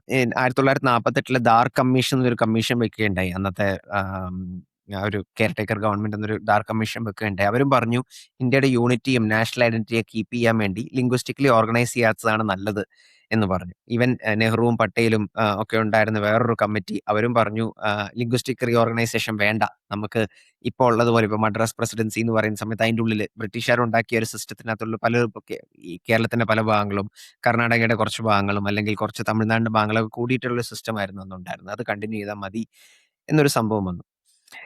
ഇതിനെതിരെ ഏറ്റവും കൂടുതൽ പ്രതികരിച്ചത് അന്നത്തെ തെലുഗു സംസാരിക്കുന്ന ഒരു കമ്മ്യൂണിറ്റി ആയിരുന്നു. അപ്പൊ അവരെ സംബന്ധിച്ചിടത്തോളം തമിഴ്നാടുമായിട്ട് ബന്ധപ്പെട്ടാണ് പല അവരുടെ ഡിസ്ട്രിക്റ്റുകളൊക്കെ കടന്നിരുന്നത്. അപ്പൊ അവരിതിനെതിരെ ശക്തമായിട്ട് പ്രൊട്ടസ്റ്റ് ചെയ്തു. മദ്രാസ് സ്റ്റേറ്റിന്റെ ഭാഗമല്ല, അവർക്ക് സെപ്പറേറ്റ്ലി ഒരു സ്റ്റേറ്റ് വേണം എന്നൊരു പ്രൊട്ടസ്റ്റ് ചെയ്തു. അപ്പൊ അതിനെ ലീഡ് ചെയ്ത് അല്ലെങ്കിൽ അതിനകത്ത് ഭയങ്കര പ്രോമിനന്റ് ആയി നിന്ന ഒരാള് നിങ്ങൾ പലരും കേട്ടിട്ടുണ്ടാവും, ശ്രീരാമലു, പൊട്ടി ശ്രീരാമലു എന്ന് പറഞ്ഞൊരു വ്യക്തിയായിരുന്നു. റൈറ്റ്, അദ്ദേഹം ഒരു ഗാന്ധിയനായിരുന്നു, ഫ്രീഡം സ്ട്രഗിളിൽ പാർട്ടേക്ക് ചെയ്തൊരു വ്യക്തിയായിരുന്നു. അദ്ദേഹം ഒരു ഫാസ്റ്റ് ചെയ്യാണെന്ന് പറഞ്ഞു. അങ്ങനെ അങ്ങനെ ഒരു ഫാസ്റ്റ് ചെയ്തു. പക്ഷേ കുറച്ച് ദിവസങ്ങൾക്ക് ശേഷം, എനിക്ക് തോന്നുന്നു ഓൾമോസ്റ്റ് 60 ദിവസങ്ങൾക്ക് ശേഷം അദ്ദേഹം മരിക്കുകയുണ്ടായി. അപ്പം ഇതൊരു ഭയങ്കര ഒരു ആ പ്രൊട്ടസ്റ്റിനെ ഭയങ്കരമായിട്ട് ഇത് ഒരു ഫ്ലെയിം ചെയ്യുന്ന ഒരു ഇൻസിഡന്റ് ആയി മാറി. അതിനെ കത്തിക്കയറ്റുന്ന ഒരു ഇൻസിഡന്റ് ആയി ഇദ്ദേഹത്തിന്റെ മരണം മാറി. അപ്പൊ അങ്ങനെ നെഹ്റുവിന് ഒത്തിരി ബാക്ക്ലാഷ് വന്നു. അങ്ങനെയാണ് ആന്ധ്രാപ്രദേശ് എന്നൊരു സ്റ്റേറ്റ് ഉണ്ടായത്. അതിന്റെ ഒരു ഡോമിനോ എഫക്റ്റ് ആയിട്ട് ഭാഗമായിട്ടാണ് പിന്നെ കേരളവും കർണാടകയും മഹാരാഷ്ട്രയും ഗുജറാത്തും അങ്ങനെ ഭാഷപരമായ സ്റ്റേറ്റുകളെ ഡിവൈഡ് ചെയ്യാം എന്നൊരു തീരുമാനത്തിലേക്ക് സെൻട്രൽ ഗവൺമെന്റ് എത്തുന്നത്. വളരെ സെൻട്രലൈസിങ് ആയ രീതിയിൽ അന്ന് വരെ ചിന്തിച്ചുകൊണ്ടിരുന്ന ഗവൺമെന്റ് അല്ല, സ്റ്റേറ്റ്സിനെ കുറച്ചും കൂടി ഡിവൈഡ് ചെയ്ത് കൊടുക്കാം എന്നൊരു തോന്നലിലേക്ക് എത്തി. വേറെ ഒന്ന് എനിക്കൊക്കെ വളരെയധികം ഇഷ്ടപ്പെട്ട അല്ലെങ്കിൽ ഒത്തിരി റൊമാൻറ്റിക് ആയിട്ട് ചിന്തിക്കുന്ന ഒരു പ്രൊട്ടസ്റ്റ് എന്ന് പറഞ്ഞു കഴിഞ്ഞാൽ 1970കളിൽ നടന്ന JP മൂവ്മെന്റ് എന്നറിയപ്പെടുന്ന പ്രൊട്ടസ്റ്റ് ആയിരുന്നു. JP എന്ന് പറയുന്നത് ജയപ്രകാശ് നാരായണൻ എന്നൊരു വ്യക്തിയാണ്. റൈറ്റ്, അപ്പം ഞാൻ ജയപ്രകാശ് നാരായണന്റെ മൂവ്മെന്റിലേക്ക് എത്തുന്നതിന് മുമ്പ് ഇതിന്റെ സ്പാർക്ക് സംഭവിച്ചത് അന്ന് ഗുജറാത്തില് ഒരു ചീഫ് മിനിസ്റ്റർ ഉണ്ടായിരുന്നു. അന്നത്തെ ചീഫ് മിനിസ്റ്റർ കോൺഗ്രസ്സുകാരനായിരുന്നു, ചിമൻഭായ് പട്ടേൽ എന്നാണ് അദ്ദേഹത്തിന്റെ പേര്. വളരെയധികം കറപ്റ്റ് ആയ ഒരു ചീഫ് മിനിസ്റ്റർ ആയിരുന്നു അദ്ദേഹം കറപ്ഷന് ഭയങ്കര ഫേമസ് ആയിരുന്നു. സോ 1974 ആ സമയത്ത് സ്റ്റുഡൻസ്, ഈ ഗുജറാത്തിലുണ്ടായിരുന്ന സ്റ്റുഡൻസ് അദ്ദേഹത്തിനെതിരെ ഒരു പ്രൊട്ടസ്റ്റ് നടത്തി. അത് ഭയങ്കര വയലന്റ് ആയി. പോലീസ് ഭയങ്കരമായിട്ട് അദ്ദേഹത്തെ പിള്ളേരെ ഭയങ്കരമായിട്ട് റിപ്രസ് ചെയ്തു. അങ്ങനെ ഗുജറാത്ത് സ്റ്റേറ്റിൽ ഒരു പ്രസിഡൻസ് റൂൾ വരികയുണ്ടായി. റൈറ്റ്, അപ്പം ഈ ഒരു മൂവ്മെന്റിന് നവനിർമ്മാൺ മൂവ്മെന്റ് എന്നാണ് പൊതുവെ വിളിച്ചുകൊണ്ടിരുന്നത്. അപ്പം ഈ ഗുജറാത്തിൽ ഇത് സംഭവിച്ചു. ആ സ്റ്റുഡൻസിന്റെ ഈ ഒരു ഒരു ഒരു ആവേശമൊക്കെ കണ്ടപ്പോൾ ബീഹാറിലെ സ്റ്റുഡൻസിന് ഒരു മോട്ടിവേഷൻ വന്നു. റൈറ്റ്, ആ സമയത്ത് ബീഹാറിൽ ഇങ്ങനെ ഓരോ ദിവസവും ഗവൺമെന്റ് മാറിക്കൊണ്ടിരിക്കുകയാണ്. റൈറ്റ്, ഓരോ ആൾക്കാർ ഒരു പാർട്ടി ചാടുന്നു, വേറെ പാർട്ടി ചാടുന്നു. ഇന്നും ബീഹാറിൽ അത് സംഭവിക്കുന്ന കാര്യമാണ്. നിതീഷ് കുമാറും അവരൊക്കെ ചാടുന്നത് നമ്മൾ കാണുന്നുണ്ട്. അപ്പൊ അങ്ങനെ ചാടിക്കൊണ്ടിരുന്ന ഒരു സമയമാണ്. അപ്പോൾ ഒരു സ്റ്റെബിലിറ്റി ഇല്ല, പൊളിറ്റിക്കൽ സ്റ്റെബിലിറ്റി ഇല്ല സമയത്ത് അവിടുത്തെ സ്റ്റുഡൻസ് ഈ മിസ് ഗവേണൻസിനെതിരെ ഒരു പ്രൊട്ടസ്റ്റ് ലോഞ്ച് ചെയ്തു. അങ്ങനെ ആ പ്രൊട്ടസ്റ്റ് ചെറുതായിട്ടൊക്കെ ബിൽഡ് ചെയ്ത് വരികയാണ്. ABVPയും കമ്മ്യൂണിസ്റ്റ് പാർട്ടിയൊക്കെയാണ് അതിന് വേണ്ടി ചുക്കാൻ പിടിച്ച രണ്ട് ഓപ്പോസിഷൻ പാർട്ടീസ്. അപ്പൊ ആ സമയത്ത് ഉണ്ടായിരുന്ന ഒരു വ്യക്തിയാണ് ജയപ്രകാശ് നാരായൺ. അദ്ദേഹം ഒരു ബീഹാറിയാണ്. അപ്പൊ അദ്ദേഹം ഫ്രീഡം സ്ട്രഗിളിൽ പാർട്ടിസിപ്പേറ്റ് ചെയ്തൊരു വ്യക്തിയായിരുന്നു, ഒരു ഗാന്ധിയനായിരുന്നു, ഭയങ്കര ധാർമ്മികമായ ആൾക്കാർ ഒത്തിരി നോക്കി കണ്ടുകൊണ്ടിരുന്ന ഒരു വ്യക്തിയായിരുന്നു. അദ്ദേഹത്തെ ഒത്തിരി നെഹ്റുവിന്റെ ക്യാബിനറ്റിലും ഗവൺമെന്റിന്റെയും ഭാഗമാകാൻ വിളിച്ചെങ്കിലും അദ്ദേഹം അതിന് തയ്യാറായില്ല. ഒറ്റയ്ക്ക് വർക്ക് ചെയ്യാമെന്നാണ് ചിന്തിച്ചത്. അദ്ദേഹം കൂടുതലും ജമ്മു ആൻഡ് കാശ്മീരിലുള്ള പ്രശ്നങ്ങളും നാഗാലാൻഡ് അങ്ങനത്തെ സ്റ്റേറ്റുകളിലുള്ള പ്രശ്നങ്ങൾ അവിടെയുള്ള ആൾക്കാരോട് പോയി സംസാരിക്കുക, നക്സൽസിനോട് പോയി സംസാരിക്കുക, ഇവരോടൊക്കെ സമാധാനപരമായ രീതിയിൽ പോരാടുവാൻ ആഹ്വാനം ചെയ്യുക, ഇതൊക്കെയായിരുന്നു അദ്ദേഹത്തിന്റെ മെയിൻ വർക്ക്. അദ്ദേഹം ഈ സ്റ്റുഡൻസ് അദ്ദേഹത്തോട് പോയിട്ട് ഈ പ്രൊട്ടസ്റ്റ് ലീഡ് ചെയ്യാൻ പറ്റുമോ എന്ന് ചോദിച്ചു. അദ്ദേഹം നെഹ്റുവിന്റെ ക്യാബിനറ്റിൽ ഭാഗമായിരുന്നെങ്കിലും നെഹ്റുവിനെ ഒത്തിരി ക്രിട്ടിസൈസ് ചെയ്യുമായിരുന്നു. പക്ഷെ എന്നാലും അദ്ദേഹം നെഹ്റുവിനെ ബഹുമാനിച്ചിരുന്ന ഒരു വ്യക്തിയാണ്. പക്ഷെ അദ്ദേഹം വളരെയധികം വെറുത്തിരുന്ന ഒരു വ്യക്തിയാണ് ഇന്ദിരാഗാന്ധി, റൈറ്റ്, നെഹ്റുവിന്റെ മകൾ. റൈറ്റ്, അപ്പൊ ഇന്ദിരാഗാന്ധിനെതിരെ അദ്ദേഹം ഭയങ്കര ക്രിട്ടിസൈസ് ചെയ്യുന്ന വ്യക്തിയായിരുന്നു. അപ്പൊ സ്റ്റുഡൻസ് വന്ന് ചോദിച്ചപ്പോൾ അദ്ദേഹം ഈ മൂവ്മെന്റിന്റെ ഭാഗമായി. അങ്ങനെ ആ മൂവ്മെന്റിന് ഒരു ലീഡറിനെ കിട്ടി.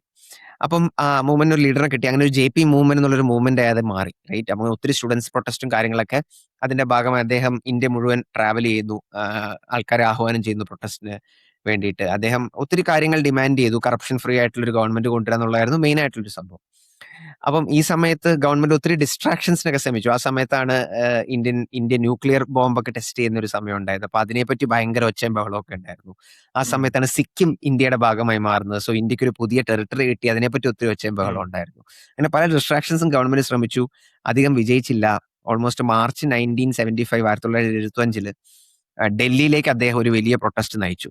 എനിക്ക് ഈ നമ്പേഴ്സ് ഒക്കെ ഞാൻ നോക്കിയപ്പോൾ ഓൾമോസ്റ്റ് 7.5 ലക്ഷം 8 ലക്ഷം ആൾക്കാരാണ് ഈ പ്രൊട്ടസ്റ്റിൽ ജോയിൻ ചെയ്തത്. അത്ര വലിയൊരു പ്രൊട്ടസ്റ്റായി ഇത് മാറി. ഇന്ദിരാഗാന്ധി ഇതിനെ ഭയങ്കരമായിട്ട് കുറ്റം പറഞ്ഞു. അദ്ദേഹം ജയപ്രകാശ് നാരായണനെ കുറ്റം പറഞ്ഞു, പേഴ്സണലി അറ്റാക്ക് ചെയ്തു. ഈ സമയത്താണ് അലഹാബാദ് ഹൈക്കോർട്ടിൽ ഇന്ദിരാഗാന്ധിയുടെ ഇതിന് തൊട്ട് മുമ്പ് നടന്ന റായ്ബറേലിയിലെ ഇലക്ഷനിൽ ഇന്ദിരാഗാന്ധി കള്ളത്തരം കാണിച്ചു എന്ന് പറഞ്ഞൊരു കേസ് അലഹാബാദ് ഹൈക്കോർട്ടിൽ നടക്കുന്നുണ്ടായിരുന്നു.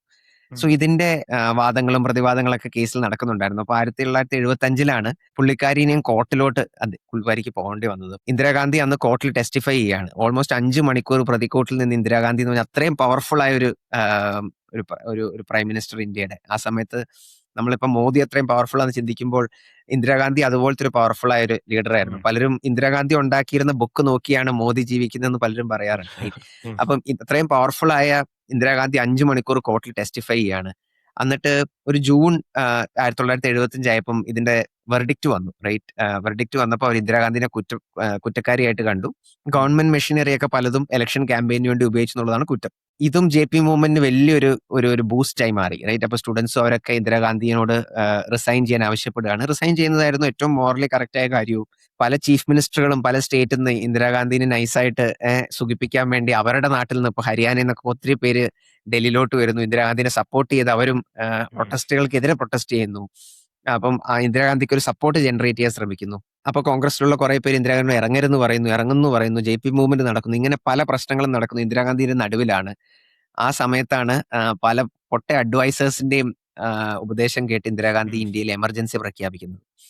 ആ എമർജൻസി ഈ മൂവ്മെന്റ് ലീഡ് ചെയ്ത പല ലീഡേഴ്സിനെയും, മൊറാർജി ദേശായി, അങ്ങനെ പല ലീഡേഴ്സിനെയും, ഈവൻ കേരളത്തിലുണ്ടായിരുന്ന പല ലീഡേഴ്സിനെയും അവർ ജയിലിലടക്കേണ്ടായി.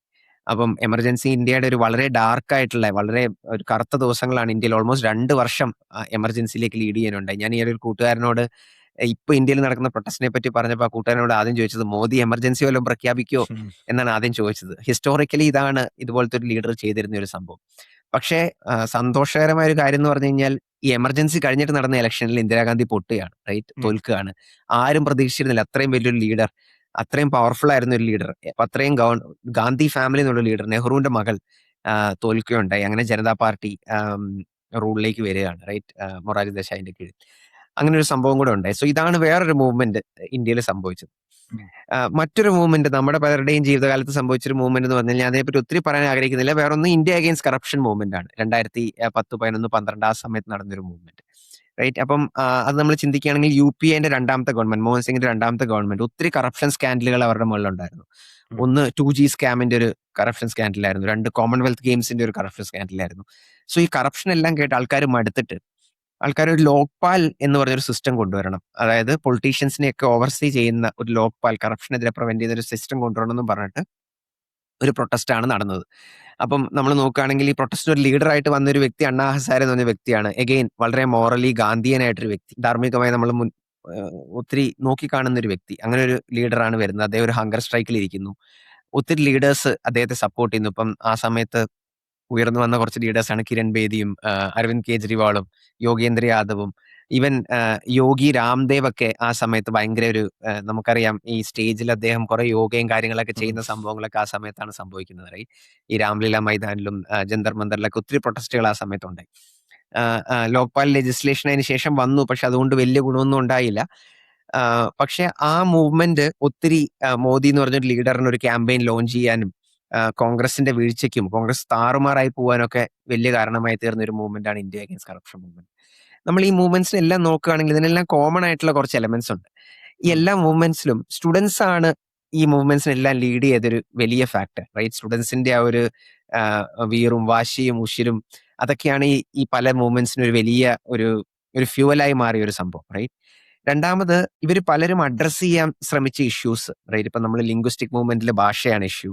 ആ ഇഷ്യൂ പിന്നെ തിരിച്ചു വരികയുണ്ടായി. റൈറ്റ്, ഇപ്പൊ നമ്മൾ ഇന്ത്യയിൽ നോക്കുകയാണെങ്കിൽ ഹിന്ദി പലയിടത്തും ഇമ്പോസ് ചെയ്യാൻ വേണ്ടി ശ്രമിക്കുന്നുണ്ട്. അപ്പൊ ആ ഇഷ്യൂ പിന്നെയും തിരിച്ചു വന്നു. ജയപ്രകാശ് നാരായണന്റെ സമയത്ത് കറപ്ഷനും സെൻട്രലൈസേഷനൊക്കെ ആയിരുന്നു ഒരു ഇഷ്യൂ, മിസ് ഗവേണൻസ്. ആ ഇഷ്യൂ ഇപ്പോഴും തിരിച്ച് ഭയങ്കര ശക്തമായിട്ട് തിരിച്ചു വന്നൊരു സിറ്റുവേഷൻ ഉണ്ട്. ഇന്ത്യ അഗൈൻസ്റ്റ് കറപ്ഷൻ സമയത്ത് കറപ്ഷനൊക്കെ ആയിരുന്നു ഇഷ്യൂ. ആ കറപ്ഷന്റെ ഇഷ്യൂ ഇപ്പോഴും കണ്ടിന്യൂ ചെയ്യുന്നുണ്ട്. സോ അഡ്രസ് ചെയ്യാൻ ആ പ്രൊട്ടസ്റ്റുകൾ ശ്രമിച്ച ഇഷ്യൂ ആ സമയത്തേക്ക് ഒരുപക്ഷെ ചില രീതിയിലെങ്കിലും സോൾവ് ചെയ്തിട്ടുണ്ടെങ്കിൽ അത് പിന്നെ ശക്തമായിട്ട് തിരിച്ചു കടന്നു വേണ്ടി ആൾക്കാർ അതിനെപ്പറ്റി മറന്നുപോയി. അങ്ങനത്തെ ഒരു സംഭവം ഉണ്ടായി. വേറൊരു സംഭവം, ഈ പ്രൊട്ടസ്റ്റുകളെല്ലാം കോമൺ ആയിട്ടുള്ളത്, ഈ പ്രൊട്ടസ്റ്റുകളെല്ലാം ഒരു അൺകറപ്റ്റഡ് ലീഡർ എല്ലാ പ്രൊട്ടസ്റ്റിലും ഉണ്ടായിരുന്നു. റൈറ്റ്, അപ്പം ശ്രീരാമലു ആണെങ്കിലും ഇപ്പം ജയപ്രകാശ് നാരായണനാണെങ്കിലും അണ്ണാ ഹസാരെ ആണെങ്കിലും ഒരു അൺകറപ്റ്റ് ലീഡർ, നമ്മളെല്ലാം ഒരു മോറലി അൺകറപ്റ്റഡ് ആയ ഒരു വ്യക്തി, അല്ലെങ്കിൽ പൊളിറ്റിക്സ് എന്നൊക്കെ പുറത്തു നിൽക്കുന്ന ഒരു വ്യക്തി, ഒരു ഗാന്ധിയനായ വ്യക്തി, ഇങ്ങനൊരു വ്യക്തി പലപ്പോഴും ഇതിനെല്ലാം ലീഡറായിട്ടുണ്ടായിരുന്ന ഒരു സംഭവം ഉണ്ടായിരുന്നു. വേറൊന്ന് ഈ മൂവ്മെന്റ്സ് എല്ലാം പൊളിറ്റിക്കൽ പാർട്ടികൾ ഫോം ചെയ്യുന്നതിലേക്ക് ലീഡ് ചെയ്യുന്ന മൂവ്മെന്റ്സ് ആണ്. ഉം. റൈറ്റ്? ഇപ്പൊ നമ്മള് ലിംഗ്വിസ്റ്റിക് മൂവ്മെന്റ് നോക്കുകയാണെങ്കിൽ DMKയും TDP അങ്ങനത്തെ പാർട്ടികളൊക്കെ ഉണ്ടാവാൻ ഒരു കാരണമായി തീർന്നത്, അല്ലെങ്കിൽ അവർ വളരാനൊരു കാരണമായി തീർന്നത് ഈ ലിംഗ്വിസ്റ്റിക് മൂവ്മെന്റ് ആയിരുന്നു. JP മൂവ്മെന്റ് നോക്കുകയാണെങ്കിൽ അതിന് ശേഷമാണ് ജനതാ പാർട്ടിയും ഈവൻ BJP ഒക്കെ സ്ട്രോങ് ആയിട്ട് മാറാൻ ഉം. കാരണമായി തീർന്നത്. ഇപ്പം ഇന്ത്യ അഗേൻസ്റ്റ് കറപ്ഷൻ മൂവ്മെന്റ് ആണെങ്കിൽ ആം ആദ്മി പാർട്ടി വന്നത് അതിനുശേഷമാണ്. അവർക്ക് ഡൽഹിയിൽ വലിയ റൂള് പിടിച്ചു പറ്റാൻ ഓൾമോസ്റ്റ് 2 ടേം മത്സരിക്കാനൊക്കെ അവർക്ക് സാധിച്ചത് ഇത് കാരണമാണ്. ഈവൻ മോദിയും ഒരു ഉയർച്ച സംഭവിച്ചത്, മോദി ഒരു ഗുജറാത്ത് എന്നുള്ള ലീഡർ എന്ന് മാറി ഒരു പാൻ ഇന്ത്യ ലീഡറായി മാറാനൊക്കെ കാരണം ഈ മൂവ്മെന്റ് ആണ്. സോ ഇങ്ങനത്തെ കോമൺ ആയിട്ടുള്ള കുറച്ച് കാര്യങ്ങൾ ഇന്ത്യയിലുള്ള പല മൂവ്മെന്റ്സിലും നമ്മൾ കാണുന്ന കുറച്ച് കാര്യങ്ങളാണ്. സോ അതും കൂടി ഒന്ന് ഷെയർ ചെയ്യാമെന്ന് എനിക്ക് തോന്നി. അങ്ങനത്തെ എന്ത് കോമൺ ആയ കാര്യങ്ങളാണ് ഈ മൂവ്മെന്റിലും ഉള്ളത്? ഈ മൂവ്മെന്റ് ഡിഫറെന്റ് ആണോ മറ്റ് ഞാനിപ്പോ പറഞ്ഞ കുറച്ച് എക്സാമ്പിൾസ് വെച്ച് നോക്കാൻ നമുക്കും അനലൈസ് ചെയ്യാൻ പറ്റുന്ന കുറച്ച് കാര്യങ്ങളാണ്. സോ അതിന്റെ ഒരു അനാലിസിസ് കേൾക്കുന്നവർക്ക് വിടുന്നു. പക്ഷേ ഇങ്ങനത്തെ കുറച്ച് പ്രൊട്ടസ്റ്റുകൾ ഇന്ത്യയിൽ നടന്നിട്ടുണ്ട്. ആ പ്രൊട്ടസ്റ്റുകൾക്കെല്ലാം ഒത്തിരി സിഗ്നിഫിക്കൻസ് ഉണ്ട്. ഇതിനെപ്പറ്റിയുള്ള കുറച്ച് കാര്യങ്ങൾ നിങ്ങൾക്ക് മനസ്സിലാക്കണമെങ്കിൽ രാമചന്ദ്ര ഗുഹേന്റെ ഇന്ത്യ ആഫ്റ്റർ ഗാന്ധി എന്ന് പറഞ്ഞൊരു ഇൻട്രസ്റ്റിംഗ് ഇന്ത്യയുടെ പോസ്റ്റ് ഇൻഡിപെൻഡന്റ് ഹിസ്റ്ററിയുടെ ഒരു ബുക്ക് ഉണ്ട്. സോ ആദ്യത്തെ 2 പ്രൊട്ടസ്റ്റ് നിങ്ങൾക്ക് അതിനകത്ത് നിന്ന് മനസ്സിലാക്കാൻ പറ്റും. സോ അത് നമ്മൾ ഷോ നോട്ട്സിൽ അതിന്റെ ലിങ്ക് ഷെയർ ചെയ്യാം. ഉം. എനിക്ക് തോന്നുന്നു നമ്മള് ഇപ്പൊ നോക്കി കാണുമ്പോ തന്നെ പലധികം കണക്ഷൻസും നമുക്ക് തന്നെ തോന്നുന്നുണ്ടാവും ഇപ്പത്തെ പ്രൊട്ടസ്റ്റ് ആയിട്ടും. എനിവേസ് സോനില് കുറച്ചു കാലം മുന്നേ ഒരു ആർട്ടിക്കിൾ എഴുതിയിരുന്നു പ്രൊട്ടസ്റ്റിനെ പറ്റിയിട്ട്. എനിക്ക് തോന്നുന്നു ആ സമയത്ത് നേപ്പാളിലൊക്കെ ഉണ്ടായിരുന്ന ജെൻസി പ്രൊട്ടസ്റ്റും അതൊക്കെ കണക്ട് ചെയ്തിട്ടാണ്. ബംഗ്ലാദേശിലും അങ്ങനത്തെ ഒരു പ്രൊട്ടസ്റ്റ് ഉണ്ടായിരുന്നു. അപ്പോ Yeah. ആ ഒരു ആർട്ടിക്കിളിൽ എന്തൊക്കെയാണ് പറയുന്നത്? അത് പ്രൊട്ടസ്റ്റിനെ ഇവാലുവേറ്റ് ചെയ്യുന്ന ഒരു ആർട്ടിക്കിൾ ആയിട്ടാണ്, വളരെ ഒരു നല്ല ആർട്ടിക്കിൾ ആയിട്ടാണ് എനിക്ക് തോന്നിയത്. അത് നമ്മൾ ഷോ നോട്ട്സിൽ ഇടാം. അപ്പൊ അതിൽ പറഞ്ഞ കുറച്ച് കാര്യങ്ങളും കൂടി ഷെയർ ചെയ്യുമോ സോനൽ?